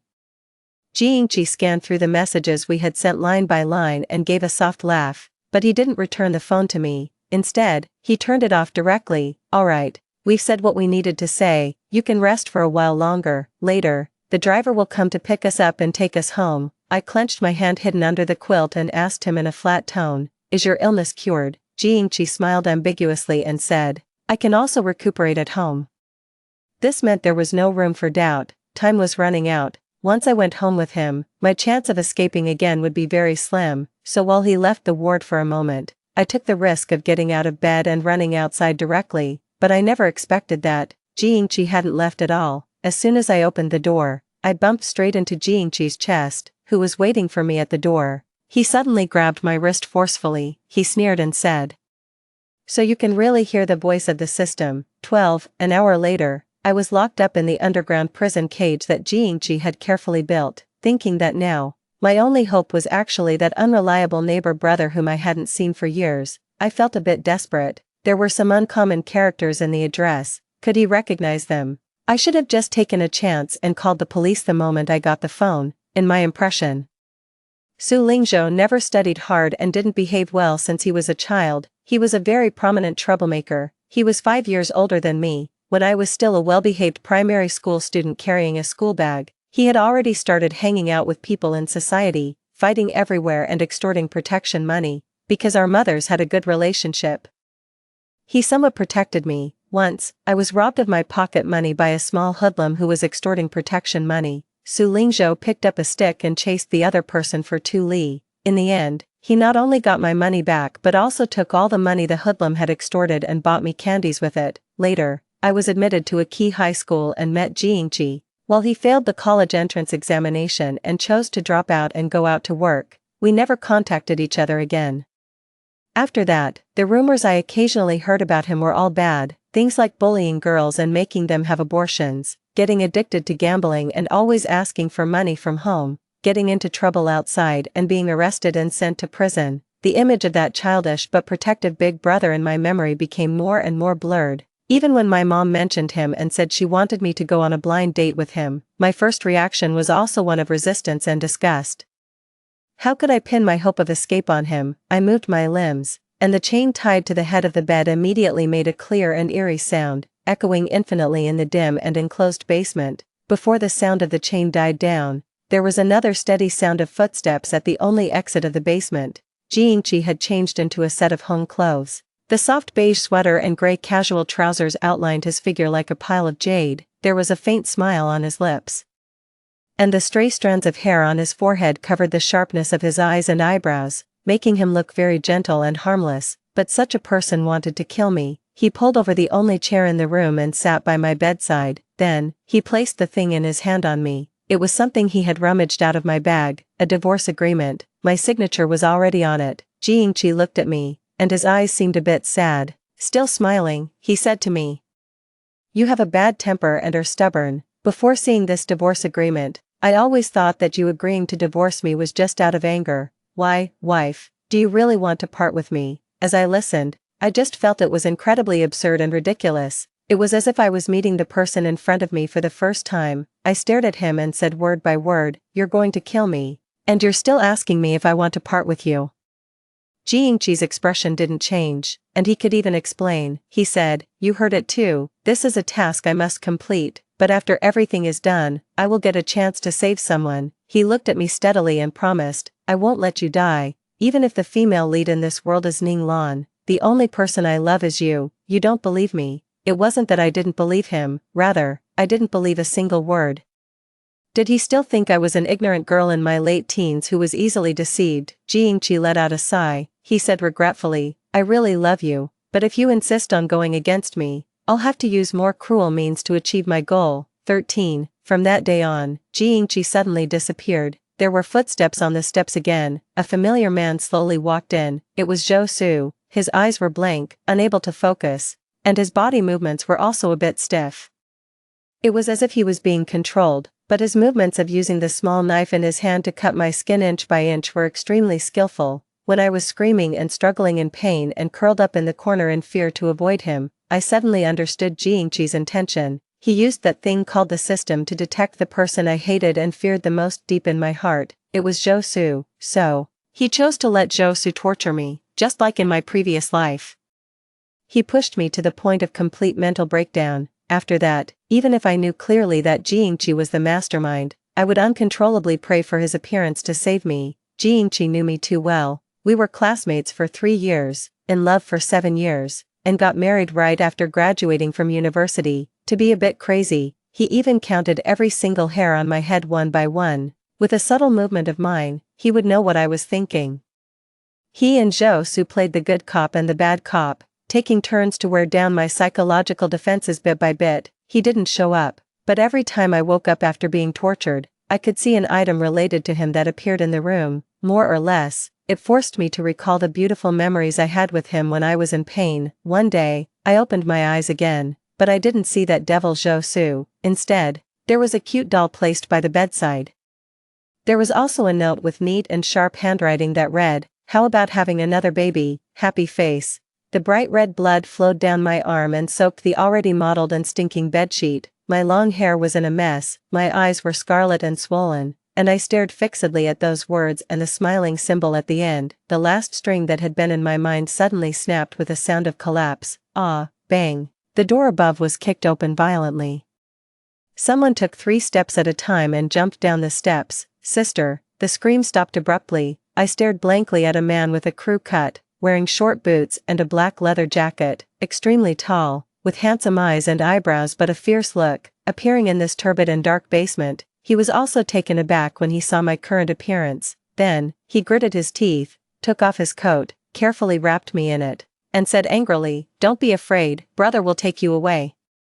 Click, the bullet was chambered. Behind Su Lingzhou, Jiangqi expressionlessly raised his pistol and aimed it at the back of his head. Su Lingzhou paused for a moment but didn't stop. He picked me up horizontally, turned around, and confronted Jiangqi directly. Without any fear, he stared at Jiangqi and said in a deep voice, "Do you think I came alone? I'll only say this once, get out of the way." Jiangqi didn't move at all. He knew the matter had been exposed, but he wasn't worried at all. He sneered and said, "She's my legal wife. The intimacy between us as husband and wife is none of the police's business. Even if they come, no one can take her away from me." Su Lingzhou was shocked by his brazenness. He tightened his arms around me slightly and gritted his teeth, saying, "Intimacy? You've heard her like this. What the hell kind of intimacy is that?" Seeing that the situation was at a standstill and Jiangqi refused to budge no matter what, Su Lingzhou forcefully suppressed his anger and coldly revealed a piece of news. It was like a thunderclap out of the blue, making my scattered consciousness condense into a line in an instant, as if pricked by a needle. "If you still consider her your wife, let us go. Her mother is dying. You should at least let them, mother and daughter, meet for the last time." 14. Speaking of my mom, she always cared a lot about what the neighbors thought of us, but actually, except for Aunt Sue downstairs, she didn't have any friends at all. She was talkative, loved to scold people, and her weathered face was always pulled down, full of bitterness and hatred. She liked to complain to everyone she met, so no one liked to stay with her. But according to the elders, she wasn't like this when she was young. When she was young, she loved to laugh, was lively and cheerful, and could make friends wherever she went. Unfortunately, she had bad judgment and found a very bad man. Since then, everything changed. My mom's leg was crippled by that man. The pair of agile and good legs that could originally walk dozens of li on foot became shaky even when going up a flight of stairs. She tried to fight back, but in the end, she was beaten even more severely, and later she didn't dare to fight back anymore. I was in junior high school at that time, in the rebellious stage.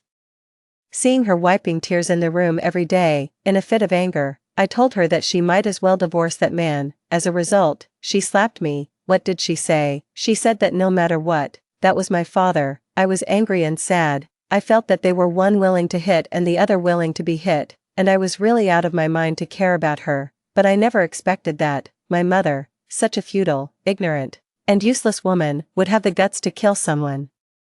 The person she killed was my father, whom she often taught me was the head of our family. The police arrived quickly, and the surrounding alleys were crowded with people, but she wasn't taken to prison, because she had a mental illness. Even I was surprised by this matter. I watched as she took out stacks of medical diagnosis certificates, and on each piece of paper, there were official seals from provincial and municipal hospitals. The policemen looked at each other in dismay. My mother, on the other hand, had an unusually calm expression. Only I stared at the dates on those papers for a long, long time, stunned. Since then, the neighbors have avoided us, mother and daughter. They said that it must be because my mother was unfaithful and was caught by my father, so she became furious and had the intention to kill. Otherwise, why had she endured being beaten for so many years? But this time she resisted so fiercely. They were afraid of her and looked down on her.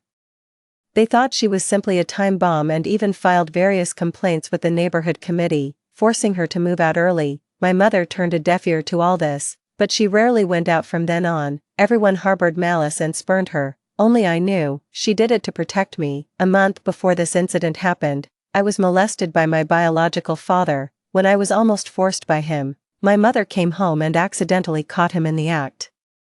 Then she flew into a rage and rushed up to fight with my father like a crazy lioness, but there was a huge disparity in their physical strength. In the end, that beast beat my mother up and fled in a mess, leaving us, mother and daughter, sitting on the ground and crying in each other's arms. I don't know what decision she made that night. I only knew that the next day, she knocked on Aunt Sue's door and asked Aunt Sue to take care of me for a while. She didn't hide the truth from Aunt Sue and told her what had happened. Aunt Sue was heartbroken and indignant and quickly agreed. Moreover, she called Su Lingzhou and asked him to pick me up and send me to and from school starting that day, and to follow me whenever I went out. But she didn't tell Su Lingzhou the reason for this. She said that only the three of us would know about this matter. No one else, not even her son, was allowed to know. Fortunately, Su Lingzhou listened to his mother very much and didn't ask too many questions. During that period, he even stopped participating in the gatherings of the small hoodlum gangs and really followed me honestly to protect me. After a month of peace, I stood in the middle of the crowd, dazed, watching the police come to the door and take my mother away. She was covered in blood at that time, but her expression was relaxed, even a little happy. She didn't lower her head but walked away openly with the police. Her eyes swept around the crowd. Finally, they landed on me. I saw her open her mouth slightly, and her voice gradually overlapped with the day when I fled home and was impatient to listen to her. She said, "No matter what, how could mother harm you?" 15. In the end, I didn't get to see her for the last time, and she didn't leave me a single word either. Except for a property ownership certificate and a bank card with the savings she had accumulated for most of her life. These things were quietly and thinly placed on the coffee table in the living room. It was as if she was telling me, this was all she could leave me. Take care of myself in the days to come. I seemed to have my soul pulled out, and I was in a daze, not feeling any sadness, but the tears kept flowing, never stopping, until I exhausted my strength, leaned against her wheelchair, and fainted. Aunt Sue and Su Lingzhou helped with my mother's funeral arrangements. To be precise, Su Lingzhou took care of everything, because if Aunt Sue hadn't held me back, I'm afraid I would have climbed into my mother's coffin long ago and returned to the earth with her. Warning, warning. There is only one day left for the task. Please complete the task as soon as possible, host, or the task will be declared a failure. I suddenly turned my head. Jingqi was standing not far behind me. He looked at me in silence, and in his hand, he was holding a silver gun. The sky was overcast, and the low, moist wind lifted the hem of his black coat. In his breast pocket, there was a white rose pinned, as if mourning someone. I stared at him blankly from a distance for a long time. I saw his face become paler and paler, his eyes filled with grief and guilt, his lips trembled, and he said softly to me, "I'm sorry." In the end, he still raised his arm and aimed the dark muzzle of the gun at me. Then, with a dull bang, Jingqi fell to the ground, the gun slipping from his hand and rolling into the low grass. Then, the gun was picked up by another long and powerful hand with broad knuckles. Su Lingzhou held the gun in one hand and supported a shovel still stained with fresh soil with the other hand. He said speechlessly, "Are you filming a TV drama? Do you really think there's no one around?" While cursing and complaining, he called the police, with one leg still stepping on the shovel.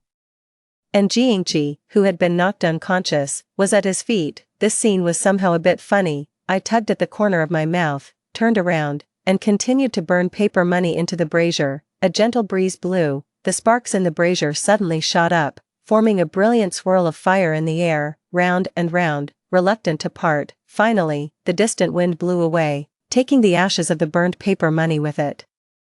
When this day passed and night and day rotated, I seemed to hear the system announce that Jiangqi's task had failed. The divorce proceedings between him and me went very smoothly. Because of Su Lingzhou's testimony and the conclusive evidence of the basement, Jiangqi was accused of attempted murder and abuse of his wife. At the same time, his company declared bankruptcy, all his assets under his name were frozen, and the matter of his illegal possession of a firearm was also brought to court. It was as if his protagonist Halo had really disappeared. This time, Ning Lan chose to ignore his plea for help. Instead of helping him, Zhou Su added insult to injury and provided the court with more materials about his economic crimes. Overnight, Jiangqi went from a highly sought-after favorite of heaven to a black-hearted capitalist that everyone wanted to condemn. I watched the court scene and saw Jiangqi's confused expression at first, and then his embarrassed appearance of crying and pleading when he heard the verdict. I suddenly thought that if there was no so-called protagonist Halo, he was just such a despicable person. With multiple crimes combined, he was finally sentenced to death by shooting. Before that, he begged hard to see me. I wanted to hear his last words, so I went. When he saw me, his eyes lit up as if he had seen a life-saving straw. At this time, he had a beard, his eyes were dark with circles, and his expression was a bit crazy. He desperately coaxed me. "There's still a chance. I still have a chance. Wife, help me. The system is willing to give me another chance. As long as you help me, listen to me. I've cleared many copy worlds. I've been an emperor and a god. As long as you help me, I can take you to any of the worlds I've cleared to enjoy a good life. Don't you love me? Please help me, okay?" I had always been wary of that mysterious system. I asked him cautiously, "How do you want me to help you?" Jiangqi suddenly leaned closer and said eagerly, "My protagonist Halo has disappeared. You go find the new male lead in this world. As long as you can seduce him and bring him in front of me, I have a way to steal his luck." It was really unexpected. After Jiangqi stopped pretending completely, his face could be so thick-skinned, I sneered, got up, and left. Jiangqi climbed onto the window and tried to grab me, but was pressed back by the police. He called me in a desperate voice, wife, Xie you, didn't you say, you would always stay by my side?" My footsteps paused, but it was only for a moment, and then I continued walking without looking back. Seeing this, Jiangqi was completely desperate. He slumped back and murmured, "It's not fair, this is not fair. System, you lied to me. Didn't you say this was a simple task of winning someone over? Why did it turn out like this? How is it possible that someone in this world would be willing to die for another person? You lied to me. I want to file a complaint. Give me another chance. I want to start over." His desperate voice got farther and farther away from me. It was as if my painful and gloomy previous life was just a very distant dream. When I woke up from the dream, it was bright outside. He would never know. I had really committed suicide for love of him once. He didn't deserve it. 16, by the roadside. I looked at the luxury car in front of me, which was worth 8 figures. I looked at the car, and then at Su Lingzhou, who was hanging a long, muscular, and firm forearm out of the window, wearing black sunglasses and trying to look cool. I asked him in a complicated tone, "Did you rob a bank, or did you get involved with the underworld?" The corner of Su Lingzhou's mouth twitched. He took off his sunglasses and looked at me speechlessly. "Was your mouth poisoned? You're so mean. Can't I have earned this myself?" He opened the car door, stepped out with a long, superior leg, and then walked up to me and opened the door of the passenger seat in a deliberately gentlemanly manner. I got into the car, suspiciously fastened my seat belt, and my face was full of disbelief. Su Lingzhou was very helpless. He had to explain to me, "Don't think that just because I didn't study, I haven't been working hard to do business all these years while being away from home, okay?"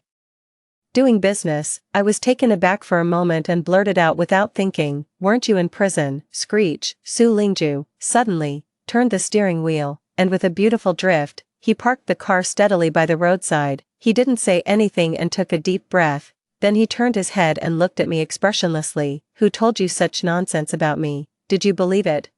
Well. I avoided his gaze guiltily and tried hard to recall the source of this rumor. In an instant, I suddenly understood everything. Su Lingzhou also more or less guessed it. He was angry and amused, but he couldn't bear to really teach me a lesson. So he poked my forehead with his finger and said in a tone of hating iron for not becoming steel, "You actually believed what that old guy said. Don't you remember that he was rejected when he pursued my mother in his early years and then spread malicious rumors about our family everywhere? What were you thinking?"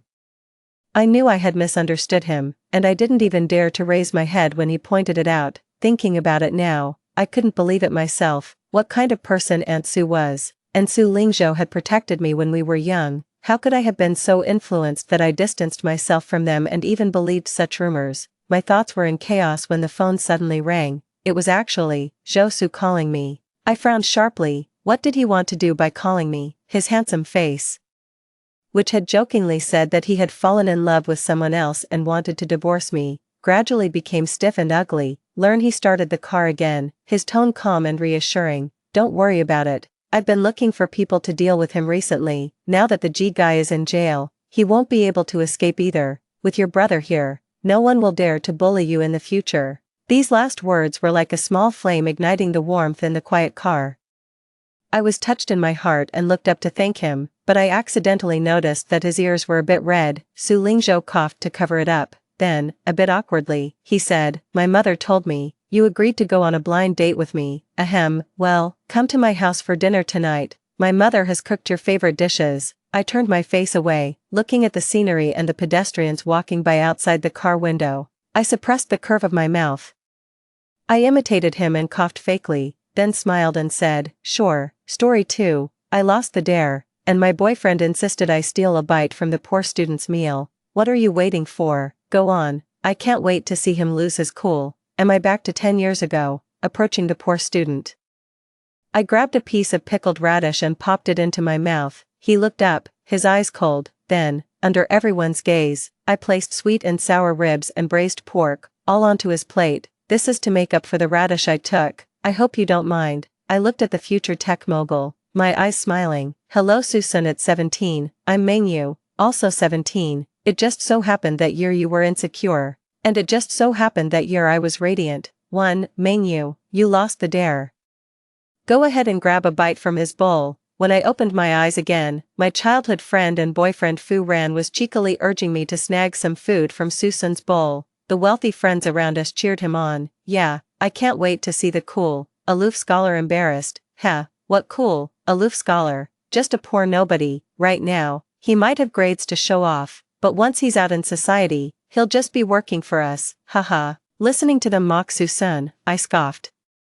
Birds of a feather flock together. As always, even the most innocent students have their own circles. I am the daughter of a government official. Fu Ran is the son of a wealthy businessman. We grew up together in the same luxurious neighborhood, childhood sweethearts. Thus, those we hung out with were all rich or noble. But I never liked this circle. However, I had no choice, as my parents restricted my social circle.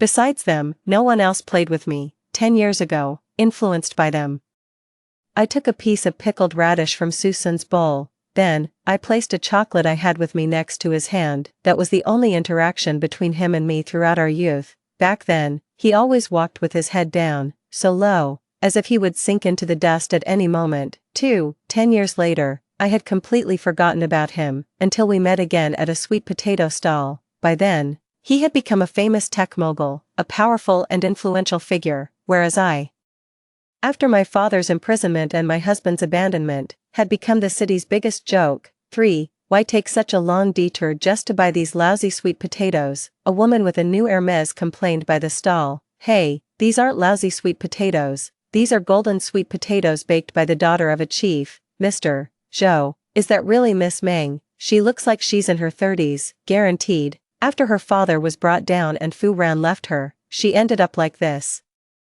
That's too sad. Hearing them speak, the Hermes woman, stepping forward in her heels, approached me. Boss, give me 10 more sweet potatoes, make them tasty. I'm buying them for my housekeepers and drivers. I smiled ingratiatingly. Of course, miss, you are both beautiful and kind. Hearing me call her miss, she became even happier. Make it another 10. The man on the other side grabbed her. Why buy so much? You can't finish it all. She frowned disdainfully.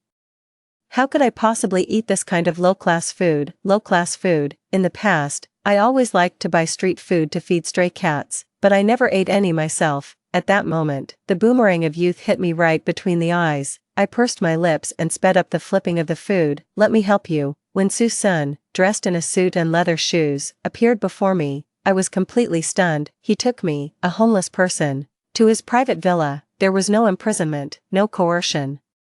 Nothing lecherous, he simply, like a friend, gave me a place to stay and helped me find a decent job. I was grateful to him and always thought about how to repay his kindness, but I didn't know how. On many nights, when I went out to get water, I would see Susan standing in front of the large floor-to-ceiling window, his pale fingers holding a lit cigarette. The moonlight spread coolly over the ground, surrounding him in a chill. Consumed by solitude, often, I wanted to hug him from behind, to comfort him, but I had no right to do so. Time passed. He truly expected nothing from me. He lacked nothing. Maybe he took me home simply because he felt pity for me, just like how I used to pick up stray cats and dogs from the streets, until he fell ill from overwork and was diagnosed with cancer. He still remembered my birthday and insisted on having me make a wish and blow out candles by his hospital bed. He said, "A princess's birthday must be ceremonial." Indeed, later on, he always liked to call me princess. The disease had ravaged him. He was so thin that his eye sockets were hollow, barely human. Even his hand, placing candles, was pale and bony. He strained to smile at me. "Princess, happy birthday." His voice was faint. I had to lean close to his mouth to hear him clearly, tears in my eyes. I watched him, but he kept smiling at me. "Quick, blow out the candles." His gaze, as if trying to etch my face into his memory forever. Smiling, he closed his eyes.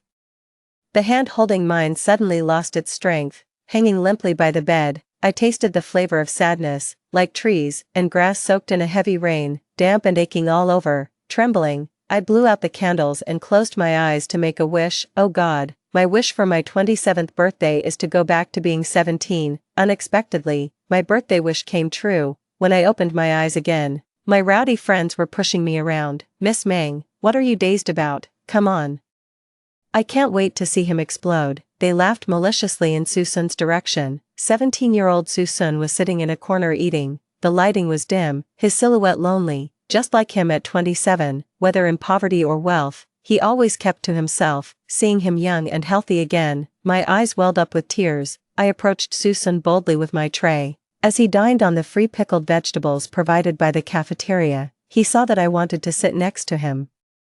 The already cramped space tightened further as he shifted to make room. My large tray held nothing but rice, pickled radish, pickled cabbage, and a bowl of broth with pickled vegetables that had no trace of oil. At that moment, I felt a piercing pain spread through my body. After he was diagnosed with cancer, he could have tried chemotherapy, but the doctor said his body was too weak, malnourished from his younger days, which had left him with chronic health issues. Ultimately, he didn't even survive the second round of chemotherapy. Looking at his gaunt face, I choked up. Could you let me have some?" I tried to control my emotions but couldn't complete my sentence. He must think I'm crazy. I composed myself and remained silent. Surprising him, I picked up a piece of radish and put it in my mouth. It was salty and astringent, like chewing wax. "Susun, I'm sorry I'm late." When I looked up again, I only saw his cold expression. "Classmate, you can get pickled radish for free over there. Please don't make such boring jokes." At this point in the cafeteria, many students had stopped eating and turned to look at us,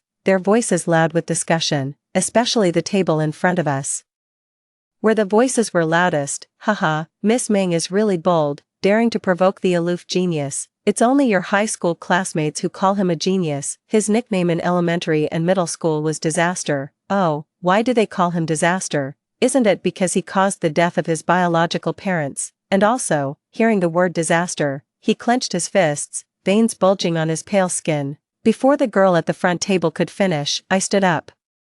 "Didn't your parents teach you not to gossip about classmates behind their backs?" Still not satisfied, I added, "You may have parents, but it seems you lack home training." The girl I confronted didn't dare to provoke me further, only muttering quietly, "Is she on the wrong medication? Didn't she used to tease Susun?" This angered me even more, and I was about to give her a piece of my mind, then I felt a cold touch on my hand. It was Susun holding me back. "Sit down and eat." His tone was calm, and his expression had returned to normal. After sitting down, under everyone's gaze, I moved all the sweet and sour ribs and braised pork from my bowl to his plate. I said with a pleading look, "This is to make up for eating your radish. I hope you don't mind. Oh, and although we've been classmates for so long, it seems we've never really met. Hello, 17-year-old Susun, I'm 17-year-old Mengyu." I smiled brightly and reached out my hand in friendship. My words poured out rapidly, and he just stared blankly as my mouth moved. "I'm full," After a pause, he dropped those words and left, leaving me stunned in place, and the chocolate I had almost squeezed to a pulp, still ungiven. After I arrived, I didn't eat anything at all. Later, feeling guilty, I gave him a piece of chocolate when I left. Fu Ran even mocked that this would be the best thing Su Sun would ever eat in his life. But 10 years later, while I was organizing Su Sun's study, I saw that piece of chocolate again on his desk. Su Sun had preserved it under a delicate glass dome filled with a special gas to prevent it from decaying. In that moment, countless thoughts flashed through my mind and a surge of emotions overwhelmed me. The chocolate in the palm of my hand revealed the secret he had kept hidden, but now, the vast differences in our social statuses and the great disparity made me suppress all those thoughts. After all, it's just a piece of chocolate. What could it really signify? I'm no longer the wealthy young lady I once was. What right do I have to stand by his side? Ha ha ha, Mengyu, that was rather harsh of you, giving your leftovers to the unlucky star. If anyone is insulting, it's you, the young mistress. Fu Ran plopped down next to me. I looked at him in surprise. So in their eyes, my actions were an insult to Su Sun. Could it be that Su Sun thought the same? Ah, what a fool I am. All I thought about was wanting him to eat well. But the way I expressed it was so upsetting. Pei Pei sat on the other side, speaking slowly. But why did you help that disaster earlier? Those girls weren't wrong. Su Sun caused the death of his own parents and his younger sister. If you get close to him, sooner or later, he'll bring disaster upon you too. Pei Pei was also part of our circle. As the son of the principal, he had considerable influence at school. He had a violent temper and often bullied his classmates under the guise of playing games. After my family fell into decline, Fu Ran's attitude towards me changed overnight. He began to encourage me to curry favor with Pei Pei, all for a big contract. But I foolishly continued to harbor illusions about them. After all, we had been friends for many years. It wasn't until a joint family trip, when Fu Ran went to the room next door and Pei Pei entered my room, that I realized how rotten our circle had become. I gave Pei Pei a cold look and retorted irritably, so superstitious, then why keep doing heartless things without fearing being struck by lightning one day? Pei Pei's face turned pale instantly. Mengyu, what did you say? Say that again if you dare. Seeing our confrontation escalating, Fu Ran quickly tried to mediate. No, Master Pei, she's not in her right mind today. Don't take it to heart. I shook off his disgusting, filthy hand. You're no better, a rotten person. Both were stunned by my sharp insults. They seemed not to understand how I had suddenly changed today. Before they could react, I quickly returned to the classroom. I couldn't stand to stay in this thoroughly rotten circle a moment longer. When I got back to the classroom, the bell for class had already rung. I had no choice but to wait until after class to explain to Su Sun that I hadn't meant to put my leftovers in his bowl. This class was my least favorite. Math. Although I wasn't in the mood to study, I forced myself to pay attention. In my previous life, it was because of neglecting subjects like this that I didn't get into a good university. After graduating from college, I married Fu Ran. I spent the first half of my life depending on my father, and the second half would depend on my husband. This is how people ruin themselves. So, after I broke away from that circle, due to my lack of specialized skills and impressive educational background, I found myself destitute, selling sweet potatoes. Given a second chance by fate, I was determined to seize it firmly. I listened intently, eyes wide open, for half a class. Unfortunately, friends will leave you, husbands will betray you, but math won't, because what you don't know in math, you just don't know. Listening to a math class was like trying to understand an arcane script to me. Sighing, I looked around. My gaze settled to the left. There sat a figure, both unfamiliar yet familiar. Sitting upright attentively, eyes fixed on the blackboard, occasionally jotting down calculations on a piece of paper. He was lean, his face pale and gaunt, lacking vitality, with a persistent shade of light blue shadowing his brow. Compared to his commanding presence 10 years later, he now appeared somewhat green and insecure. Mengyu, what are you staring at? Stand up and tell us. Caught staring at Su Sun too intently, I was called out by the old math teacher, calmly standing up. I cheekily replied, I was looking at Su Sun. The class erupted in murmurs. Only Su Sun continued to quietly work on his problems, though his farriers visibly reddened. My math was poor, and this bold declaration only infuriated the teacher further. Come on, tell me, what about him are you looking at? Don't even think of leaving class until you explain, I said with a beaming smile, because he's handsome. That remark set the whole class abuzz. as expected, I was asked to leave the classroom. However, given my father's status, it wasn't long before another teacher took me to the office to cool off in the air conditioning. After class, I couldn't wait to find Susan to explain about the meal. He kept his head down, working on problems, and didn't look at me, merely responding lightly. "It's okay, I didn't think much of it." I breathed a sigh of relief. "Glad you didn't misunderstand me." He was surprisingly easy to get along with. Why had I always thought he was so cold and difficult before? Seeing him still focused on his problems, I felt it improper to disturb him further. I placed my favorite chocolate next to his hand, bent down, and smiled at him. "This is my favorite chocolate, for you." He glanced at it. Then his gaze returned to his book. "Thanks, but I don't eat it. It's really tasty, just try it." I peeled off the chocolate's foil wrapper and popped it into his mouth. My fingertips brushed his lips, sending a tingling sensation through my body. He looked at me in shock. I was flustered, time seemed to stop, and he even forgot to chew, my face burning, but with no turning back. I bravely said, "Tastes good, right?" I didn't lie. "I'll bring you some every day." With that, I ran off. When school was over, Fu Ran blocked my way home. I frowned at him. "What's up?" His arms crossed, his expression displeased. "What's gotten into you today? Why are you so nice to that Jinx?" "I want to. Why do you care?" He grabbed my shoulders. "Today, because of Susun, you offended Pei Pei. Susun will become his next target in his games." "No way. Is he crazy? If he has a problem, he should come at me." Hearing Susun's name made me anxious. Fu Ran's eyes darkened as he gripped my chin, his words deliberate. "Mengyu, don't tell me you've fallen for that trash." With a sneer, I said, "If I don't love him, do you think I'd love someone like you, Mengyu?" He was infuriated by my words, angrily pushing me against the wall and kissing me forcefully. Memories of the past flashed through my mind. I felt so disgusted that I almost threw up. I pushed him away with all my might and slapped him across the face. "What are you doing, Fu Ran?" He loomed over me, using his strength to pin me tightly between his arms. "What am I doing? Didn't I tell you that the woman you saw that day was my sister? Weren't you just trying to provoke me by bringing up Susun?" "Wow, this scumbag, I've really had it with him." Just as I was about to retort, I caught a glimpse of someone out of the corner of my eye. Susun. He was holding a trash can, walking towards the classroom. As he passed by, his gaze fell on Fu Ran and me. In just a second, he casually shifted his gaze away and continued on his way. My chest felt painfully tight. So he must think again that I approached him just to irritate Fu Ran. I seized the moment to deliver a strong hit to Fu Ran's vulnerable spot. Fu Ran doubled over in pain. "If you're sick, go see a doctor." "Okay." I dropped that line and ran after Susun. "Susun." It took me a while to catch up to him. I grabbed his sleeve and explained, "I don't like Fu Ran. He's a scoundrel. He forced me just now." Susun kept walking. His long strides meant that his quick pace was like a jog to me.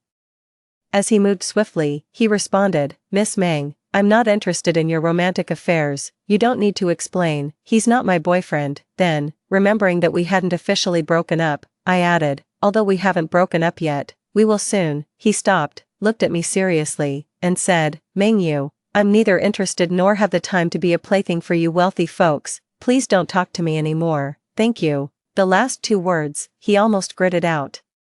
After saying that, he walked away without looking back. His words felt like a cold shower from head to toe. I stood there for a while, feeling the sunset was particularly glaring. Why are there always so many misunderstandings between us, always missing each other? It's okay, I comforted myself. Now, I am the daughter of a high-ranking official. What does rejection matter to me? I followed him again, but this time, it provoked his anger. "Stop following me, get lost." 10 years later. It was just like 10 years ago. This was the first time in all our time together that he had been so harsh with me. Looking at his fierce demeanor, I felt helpless. After a while, I managed to muster a smile. "Well then, goodbye, see you tomorrow." Turning away, my eyes moist, my heart felt choked. For several days, I left chocolates on his desk. Of course, he threw them all into the trash can. I stared at the chocolates in the trash for a long time, feeling lost, sad, powerless. These emotions surged like the sea, enveloping me. It's okay, misunderstandings. There's always a way to clear them up. Because Pei Pei announced that Susun would be the target of the next game, the whole class started to refuse cooperation with Susun during his role as the math class representative. Whenever Susun went to collect homework, there were always those who deliberately dropped their assignments on the floor, forcing him to bend down and pick them up, so I took it upon myself to help him collect them. The next time I placed the collected homework on his desk, he finally spoke up, "Classmate Meng, I've resigned from the class representative position. Please, keep your distance from me from now on." The small flame of hope that had rekindled within me was abruptly extinguished. After a few seconds of silence, I couldn't help but ask again, "Why?" He glanced up at me, his eyes cold and indifferent, his thin lips uttered chilling words. "Because I hate you." I don't remember how I managed to return to my seat. That entire day, I was utterly distraught. I couldn't understand why, even after returning 10 years back, was it still so difficult? "Oh God, please tell me, what should I do next?" "Mengyu, come to my office," the class teacher called out during my moment of gloom, which brightened my spirits. Our class teacher was a young woman, and my mother always tried to win her over by gifting her designer handbags to look after me. She was incorruptible. Having entered this profession with a dream of teaching, she always insisted that I return these bags to my home, but I knew, in this world, no one is incorruptible. You think she is upright and clean because the price you offer isn't something she desires. Absolute power leads to absolute corruption. This time, I didn't just obediently return the handbags. Instead, I closed the door to her office and gently pushed the Chanel bag she handed me back towards her. With a smile, I said, "Teacher Chen, your bag looks really nice." I moved my chair closer to her and continued under her surprised gaze. "Teacher Chen, I heard your husband and child are in Jincheng. It would be great if his job could be relocated to Hangzhou." At the mention of this, her eyes lit up. I lowered my voice so only the two of us could hear. "My father has a comrade who is a key figure in Hangzhou's personnel department." After pondering for a moment, Teacher Chen took the bag back and said softly, "This bag was recommended by your mother. It is indeed beautiful." Teacher Chen was very efficient. Before the class bell even rang, I found myself seated next to Su Sun. And Fu Ran, who was previously seated close to us, was now distanced miles away, fuming with anger. He was helpless. Under the class teacher's carrot and stick approach, Su Sun had no choice but to set aside our past grievances and reluctantly became my math tutor. Su Sun taught half-heartedly, but I studied with utmost seriousness. In this new chance at life, I truly did not want to be a useless person dependent on others anymore. Yet, math was truly nauseating. For those who excelled, like Su Sun, who always scored full marks, they were genuinely brilliant. For those who struggled, like me, sometimes even scoring in the single digits, once again, I was stumped by a giveaway question. According to Su Sun, this type of question has been explained twice by old Wang, and I have gone over it 3 times with you. If you still don't get it, I suggest you give up on math. The way he looked at me was as if he was staring at an idiot. A surge of anger rushed to my head. "Su Sun, I'm mad, don't underestimate me. I will solve this problem today no matter what." Half an hour later, Su Sun came over. In a fit of anger, "You just wrote a solution," he said, his eyes twinkling with a mischievous gleam. That was the first time I saw him smile. Time seemed to freeze, my mind went blank, and I just stared at him stupidly. Perhaps my gaze was too intense. He looked back at me. At that moment of eye contact, I guiltily turned away and said sheepishly, "They say under pressure people can do anything, but I guess that doesn't apply to math." No sooner had I finished speaking than Su Sun, with his head lowered, started laughing, his ears turning red. Is his sense of humor really that low? "Mengyu, is this really your reason for breaking up with me?" Fu Ran, fuming, threw all the books on my desk to the floor. His voice was loud, drawing the attention of everyone else in the library. I gave him a cold glance and said sharply, "What? They let you out of the hospital before you recovered?" Hearing this, he became even more incensed and started causing a scene, disturbing the other students who were trying to study. Su Sun intervened. "Fu, this is a place for studying. If you're not going to study, please leave." Studying? You think just because you can read a few books, you can steal my girlfriend and beat me? My family has worked hard for generations. How could we lose to someone who's only studied hard for 10 years? You'll end up working for me in the future. There he goes again, this brainless man, starting another of his arrogant rants. I stood up and said deliberately, 10 years of hard study is precisely what will overcome your family's 3 generations of business." He sneered. "Oh, so you've decided to stick with this pauper?" I scoffed. "Laughable. What I do is none of your business." "What? You think the injury you got last time wasn't enough, and now you want to be completely cut off?" I glared at him provocatively, speaking venomously, thinking about the pain he experienced last time. He instantly backed down. Meng, I'm going to tell your parents, you just wait. Ridiculous. With that, he walked away, tail between his legs. I picked up the books from the floor and got back to studying. When Susan tried to say something, I spoke first. Last time, you misunderstood me. I wasn't using you to get back at him. I have nothing to do with him anymore. Last time, it was him. Desperate, who spoke those words. He kissed me. It was against my will. I even thought about calling the police on him for harassment. So, please believe me, I really didn't. I was anxious to clear up the misunderstanding, my words tumbling out incoherently, but before I could finish, he interrupted. I believe you. No need to explain. I believe you, really. It felt as if the moon in my heart had risen again, and the stars shone brighter. Yeah.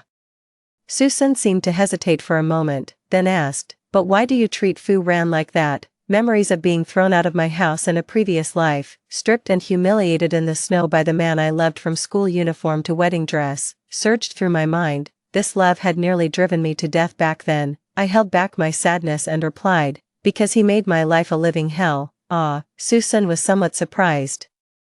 But I couldn't and didn't want to let him know about these humiliating experiences. All I could do was laugh it off and change the subject. Also, because the person I truly like is you. At that, Susan really didn't press further. Instead he blushed, lowered his head, and went back to his work. Seeing that he didn't quite believe me, I suddenly had an impulse, took his hand, and confessed seriously, Susan, life is short. From now on, let me be with you, okay? He was stunned for a few seconds, then quickly withdrew his hand, his neck turning an embarrassingly bright red. Solve this problem first. It will make my life a bit less bitter. Reinvigorated, I diligently worked through the problems. Our relationship gradually eased. He taught me math every day, and I brought him lunch every day. Auntie, please make some extra sweet and sour ribs in the blue thermal box, and double the rice portion, twice as much as mine. Housekeeper Aunt Zhang nodded with a smile. All right. It seems young Master Fu has a sweet tooth. Boys his age do eat a lot. I'll pack some extra for him. It's not for Fu Ran. If he so much as ate a grain of my rice, I'd have to call the police. Then for whom? Oh, don't worry miss, I won't tell anyone. I hugged her waist and cooed, hee. Aunt Zhang, you're the best. Please double the bird's nest in the blue box too. He studies so hard, he needs to replenish. He's a big boy. He shouldn't be eating bird's nest with you. I prepared 8 treasure tea with fine ginseng for him. My words were sweeter than honey. Aunt Zhang, you understand so well, and your cooking is so delicious. I love you to death. Always clowning around. Go to school now. Under my careful feeding, Susan visibly became healthier. He no longer had to eat tasteless and greasy food in the cafeteria. Gradually, he gained weight, no longer so thin that a gust of wind could blow him over. Every day, I unwaveringly supervised him finishing a bar of chocolate with a glass of milk. His academic performance became even more frightening. Even before the college entrance examination, several prestigious universities had already extended their offers to him. With his tutoring, my math grades also started to improve. Now, he didn't just tutor me in math, but in other subjects as well. With his support and my own relentless efforts, my grades soared. In this life, I am determined to carve out a grand path for myself, because I know my father's downfall is inevitable. A crisis does not form overnight. It had been brewing since my childhood. All I can do is make myself strong enough that in 10 years, without relying on anyone, I can stand shoulder to shoulder with Susan. Even if the world changes, even if the constellations shift, years later, the world will also be ours. Susan, I want us to meet at the peak, and during the climb, I want to be the one by your side, forever. In this life, with my efforts, a seed of love has quietly sprouted in our hearts. We understand each other without needing to say a word. After resolving that misunderstanding, he started calling me princess again. I asked him, why do you always like to call me princess? After thinking it over seriously, he said, the day you offered me sweet and sour pork ribs as a friendly gesture, you were like a princess saving the world from suffering. Though high above, you are extremely kind. I laughed brightly but felt a bit puzzled inside. In my past life, I never made the first move towards him. Why did he still call me princess later on? But the answer doesn't matter anymore, because, in the long journey of life, I will be there with you. The day the autonomous admission exam at University A ended, I went to use the restroom. and just like that, Susan disappeared. A bad premonition welled up inside me. Sure enough, it was Fu Ran who had found Pei Pei, and they used the dirtiest and most despicable means to bully Susan. During this period, because I was always by Susan's side, Pei Pei didn't have the opportunity to lay hands on him. This time, they dragged him into a small alley near the school. By the time I got there, a few people were holding Susan, while Fu Ran and Pei Pei took turns hitting him. Susan's face was contorted, his hands covering his abdomen, falling to the ground in pain. His breathing was rapid and unstable, sweat beading on his forehead, but he clenched his teeth, refusing to let any moans escape. Pei Pei spat out, "Damn, such a tough bone, won't beg for mercy even close to death." Just as his fist was about to hit Susan again, I pulled out my phone to make a call. Hearing the sound, Pei Pei turned to look at me with ill intentions and walked towards me. "What? Miss Meng is going to call the police." I clenched my fist, staring back at him fearlessly. He arrogantly continued, "Ha, call the police. Doesn't Miss Meng know what my uncle does in the police department?" As he was about to snatch my phone, I immediately spoke with a crying tone. "Hello, Dad, I'm in the alley by the school. Please come save me." Hearing this, Pei Pei panicked a bit. "Fu Ran, didn't you say her dad went to Beijing?" I threatened. "Even if he went to Beijing, try touching me and see what happens." "Fu Ran, does your family's company no longer want to go public?" Right then, the shrill sound of police sirens grew closer. The group panicked and scattered. I helped Susan up and took him home. All the way, looking at his injuries, I felt both sad and guilty. If it weren't for me, those scoundrels wouldn't have targeted him. If it weren't for me, he wouldn't have been hurt today. "Princess," Susan interrupted my ramblings and continuous apologies. This is the 100th time you've said sorry." "Ah, sorry, am I being too annoying?" "The 101st time. I never expected that Susan would be living in the medical staff quarters where I lived as a child." The once bustling medical staff quarters were now dilapidated and barely inhabited. Susan's home was old but clean. After knocking, Susan's grandmother, with her hair fully white, opened the door for us. Her vision was somewhat blurry, and her movements were no longer as nimble. Yet, Grandma knew he had been hurt and kept asking him if he had been fighting with someone. Susan was hesitant and couldn't give a clear answer. I took it upon myself to explain to Grandma. "Grandma, I'm Susan's classmate, Meng Yu. You didn't know, but today I was bullied by some thugs, and Susan rescued me. However, he got hurt in the process. Grandma, he's my hero." After hearing this, Grandma first praised Susan extensively, then, she began to grumble about telling the teacher to seek justice for us. After much persuasion from me, she finally agreed to temporarily hold off on reporting the incident and went to make us some noodles instead. Once we got to Susan's bedroom, I began applying medicine to his wounds. Before we even finished, his expression suddenly twisted in pain. "Play on the computer for a bit, I need to use the restroom," he said, leaving me alone, utterly bored. At that moment, an old-fashioned computer that was turned on caught my attention with a particular folder. I clicked on it, only to find it required a password. The stars in the sky blink and wink. Seeing this phrase, my hands involuntarily typed a few characters on the keyboard. "There's a rag doll by the roadside." To my surprise, it unlocked. It was as if an autoplay button had been pressed. The nursery rhyme echoed in my mind, recited by a gentle female voice once again. Inside the folder were numerous diary entries from Susan's mother. December 25, 1996. "Today, I found out I'm pregnant and was also promoted to attending physician. I've worked so hard for so many years, and finally, I have a good return. All this good fortune must have come from you, my baby. You truly are mommy's lucky star. Let's call you little lucky star." May 20th, 1997, just at the unit.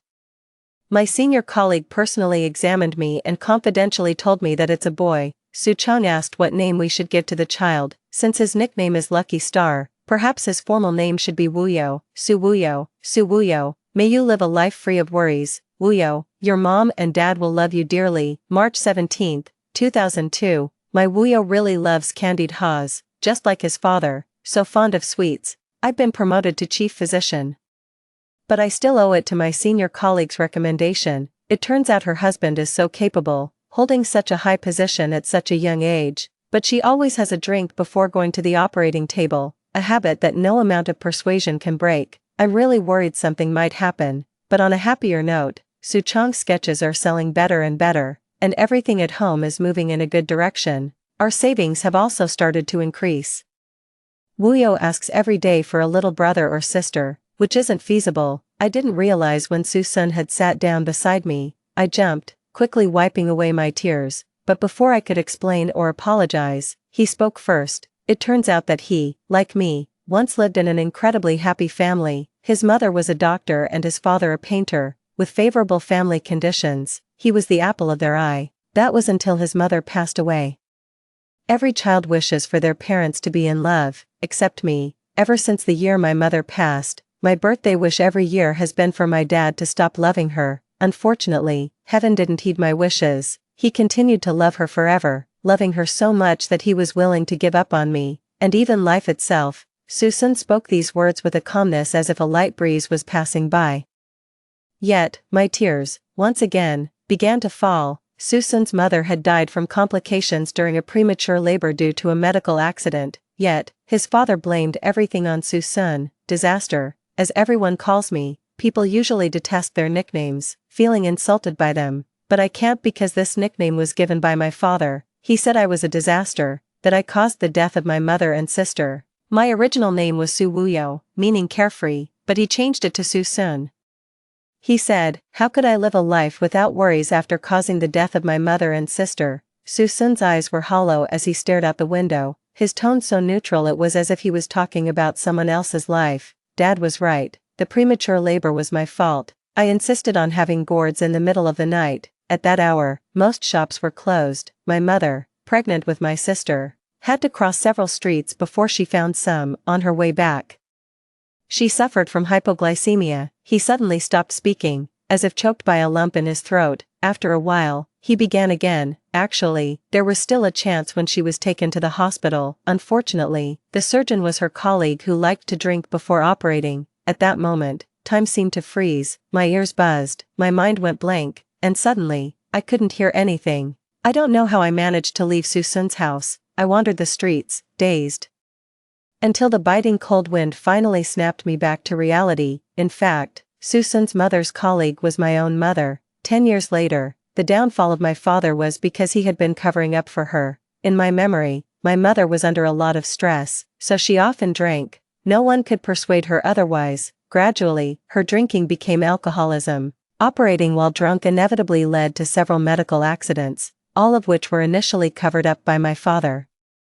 Until one incident got media attention and my father couldn't suppress it any longer, leading to a scandal. Patients who had been harmed because of this eventually came forward. In the end, my mother was dismissed from the hospital, but with the last of his influence, my father managed to protect her. My father, however, took on all the blame and was sentenced. It turns out, the mine laid by my parents was more dangerous and earlier than I had imagined.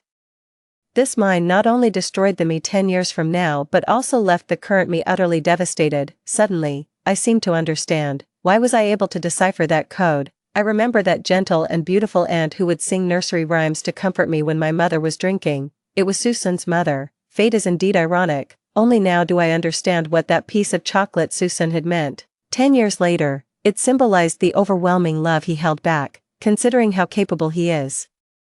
He must have known about our connection all along. That's why he always kept our relationship strictly platonic, and that's why he gave me just enough to get by, no more, no less. I stood by the riverbank, the winter wind chilling to the bone, the snow fell heavier, thick as goose feathers. I stretched out my hand, and a silver petal landed in my palm. Past and present life flashed before my eyes, scene by scene. I stood there for a long time, so long that I lost all sensation. Susun.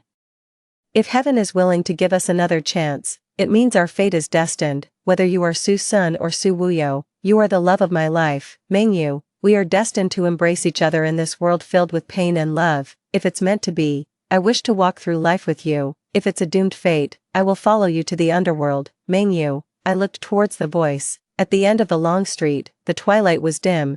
Susun stood there, his figure upright. My tears instantly overflowed. He walked towards me, step by step. I'd been looking for you for a long time. What are you doing here alone? My voice was almost too hoarse to speak. How did you get here? You looked like you were in a trance when you left the house. The more I thought about it, the more wrong it seemed. So I came looking for you. Susun took off his scarf and wrapped it around my neck. I felt warmth spread through me. I looked at him. my vision blurring more and more. Susun. You are the one I would choose even if the whole world were against it, even if it means being cursed by thousands. I still decided to give it a try, even if I'm just a small page in your story, even if I can only be a small wave in the river of your life. I have to tell you. I took a deep breath, looked earnestly into his eyes, and slowly began. Susun, do you know why I was able to decipher that code? He looked back at me, silent. It's because that nursery rhyme was taught to me by your mother. Hearing the word mother, his eyes lit up. I continued, and my mother was the senior sister mentioned in your mother's diary. His pupils dilated, and his face turned pale. He stood there motionless for a long time, like a marionette. His reaction was as expected. Time slowly passed, until we were both covered in a thick layer of snow. I slowly said, let's go home, goodbye, Susun. I turned around, crying inconsolably. Today is my 17th birthday. Susun is not by my side, facing the heavy snow. I make a wish, dear heaven. My wish for my 17th birthday is for Susun to be safe and healthy for the rest of his life. In the days that followed, Susun and I seemed to return to the way we were at the beginning. I couldn't bring myself to reach out to him anymore. Even though I still placed chocolates on his desk every day, I never saw him eat them, nor did I see him throw them away. However, the fact that he still chose to sit with me was a good outcome. I didn't hope for anything more. Soon, winter passed and spring arrived. The college entrance exams were approaching, and time became increasingly tight. This time, driven by a frenzied determination, my grades improved steadily, although I still struggled with math. Fortunately, I knew Susun's habits well. He would mark important questions with a red pen. I could sneak a look. His notebooks were meticulously organized, categorizing various methods and common errors, the handwriting neat and the arrangement clear. And since he never took his notebooks home, I easily obtained what could be called a top student's treasure trove. After overcoming my weaknesses, my ranking steadily closed the gap with Susun. The mallow flowers bloomed, and the long summer stretched ahead. Once again, I entered the examination hall for the college entrance exams. After the results were released, I was ranked first in the school. Susun's results couldn't be found. Top universities like Tsinghua and Peking tried to call him but couldn't get through. They came directly to the school to recruit him. Later, I moved some money from home and, under the guise of the nanny, Mrs. Zhang, I gave Susun 1 million yuan in the name of sponsoring the top scholar. In the future, he would need this money as startup capital. In this life, I didn't want him to exhaust himself again, slowly saving up this money through sheer physical toll. As a result, I was whipped by my father and left covered in scars, because I told him that I had gambled away the million yuan. For several days, I was beaten so badly that I couldn't get out of bed, but ultimately, as his daughter, after he sternly warned me never to gamble again, he let me be. On the day of our graduation dinner, I drank several bottles of alcohol. Alcohol emboldens the cowardly. Once again, I found myself outside Susun's apartment. He came downstairs and upon seeing me, his eyes shimmered with emotion, but he hesitated to speak. The sky was overcast, ripped apart by a dazzling streak of light. Looking at his face, so familiar, I felt like crying. Susun, I know you can't accept me, but that's okay. Can you let me finish what I have to say, seeing my tearful eyes? He could only nod. Susun, in the days to come, you must take good care of your health. You can't keep eating pickles and fermented tofu every day. You need better nutrition. Also, no matter how busy you are with your studies and career, you must get enough sleep. Of course, there's one more very important thing. After you graduate from college, you must get a thorough annual checkup, especially your liver. I was getting more urgent and emotional as I spoke, but before I could finish, he interrupted me. Mengyu, let's go to hell together. His voice was cool and detached, and I was taken aback for a moment. I stared wide-eyed, the sudden warmth on my lips rendering me momentarily speechless. When I came to my senses, I hugged him back tightly. Large raindrops began to fall. Soon, the rain was like a curtain, pouring down heavily. Princess, it's raining. His voice was right by my ear as I looked out over the city shrouded in mist, feeling as if I were dreaming. The rain kept getting heavier, yet I couldn't bring myself to let go. It had taken all my strength and all the luck of my lifetime to embrace you so completely. A decade later, my parents ended up with the same fate. During these 10 years, no matter how much I tried to persuade, I couldn't change the fact that my mother was an alcoholic. Of course, my father's increasingly wayward path didn't change either. That was to be expected. I had seen his confession after he was caught, in the video.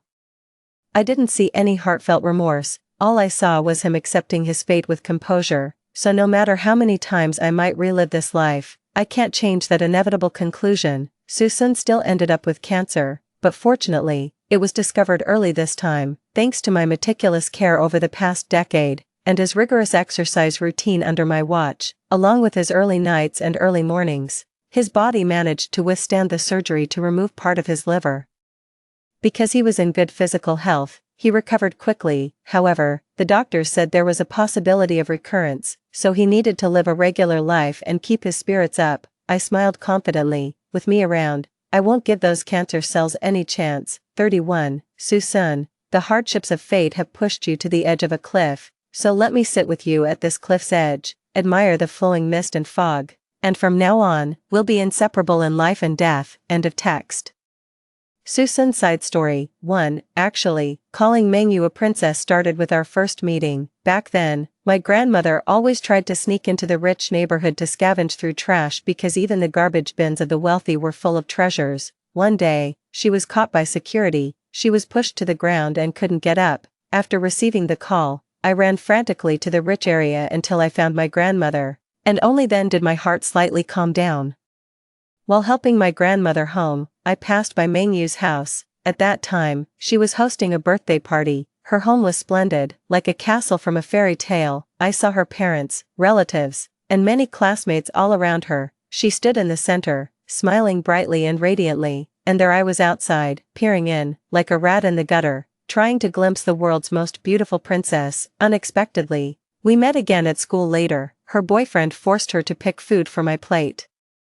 But all I had in my bowl was the free pickled vegetables from the cafeteria. At that moment, my inferiority was fully exposed. I knew she despised my food because it wasn't what her kind would eat. Luckily, she didn't eat it because how could a princess eat such things? Perhaps it was a whim, but before leaving, she gave me a piece of chocolate, too. Yet, her casual gesture stirred ripples in my life. When we met again, the once high and mighty princess was selling sweet potatoes, covered in dirt. She silently endured the mockery from her former friends. Seeing her like this choked my heart. By then, I knew about her parents. I also knew the unscrupulous doctor who operated on my mother and sister was her mother. But later, I thought it through. My father had directed all his resentment towards me. I had experienced that suffocating feeling, so why should I let history repeat itself on her?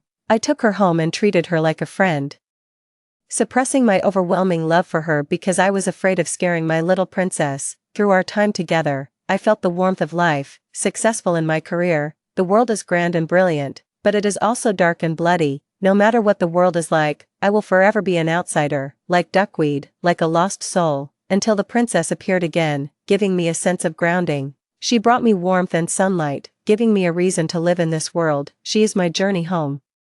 I had hoped to let everyone know I love you when the clouds and fog cleared, but heaven didn't allow me to wait for that day. If I could live another life, my princess, could you come to my side a bit sooner?